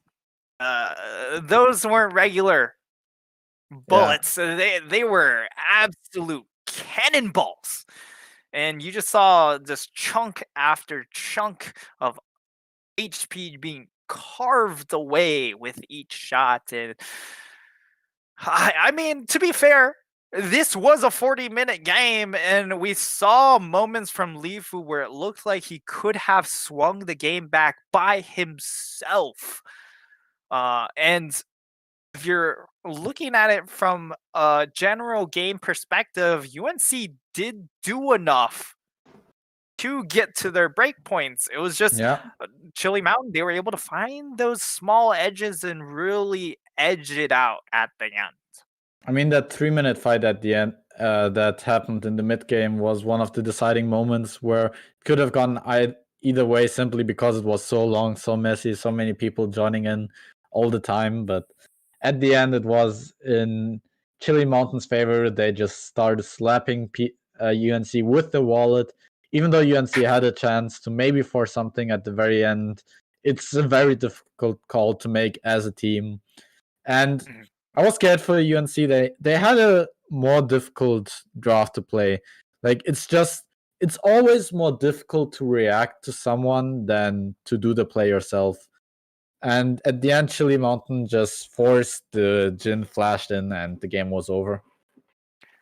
Yep. And that will be Chili Mountain booking their ticket into the upper bracket semifinals, which will be tomorrow. I don't know if the matchups have all been lined up quite yet for our semis, but I mean, it was quite the way to end the day, though. A 40-minute back and forth. We wanted a bit of a longer game. The other games were a little on the shorter end, of course, not too long, of course. We didn't go for the 1 hour heater, which is thankfully only one Elder Dragon. How disappointing. Saved my voice. Yeah, and that will be the 5th seed moving on. And UNC, their journey's not over yet, but they do have to make their way through that lower bracket. And of course, tomorrow we will have the semifinals and the finals for you. But that's going to be it for us today. But before we sign off there, of course, shout out to the Chili Mountain shop, which you can go to support Chili Mountain and also get yourself some very, very fresh swag, as you saw in those Chilrog wearing that nice, fresh white Chili Mountain hoodie, the chillest of hoodies, by the way. Yeah, and if you want to get yourself your own Chili Mountain hoodie, go to chilimountain.com/shop. So again, chilimountain.com/shop. So with that, we're going to do our final sign-offs. Of course, it's been myself, Nightstar here, and Alan, why don't you tell us where we can find out more about you? I mean, you can find me on my Twitch channel, AlanTeemo. I stream every evening in European time, so every noon in American time, USA time. Yeah. I'm looking forward to seeing any of you. Usually I don't commentate that energetically as I do with Nightstar here. I love bouncing off people, but you usually find more chill vibes on my stream. But I really enjoyed this. We honestly had 3 way higher quality games and way more bangers than I expected. And I'm really glad that I could commentate these games. Thanks. Yeah, and I mean, So much appreciation goes out to you. Thank you for coming on for day number 1. And of course, you can find me at Twitter, NIT3STAR. So go ahead, drop that there. And of course, follow us at Chili Mountain. I believe all our socials, are they below here? I don't know what our socials are. I should probably know that if I'm doing the sign off, but it's somewhere. It's okay. I don't You can know. find my socials on my Production, Twitch. hit me up. Uh, but you are here on the Twitch stream, so go ahead, follow us on Twitch and also Twitter. But that's going to be it for us today. I will be back here tomorrow, but we will have Twigger here joining me on the stream. That'll be the duo tomorrow, bringing you the semis and finals action. So with that, stay chill and see you tomorrow. Stay chill. See ya.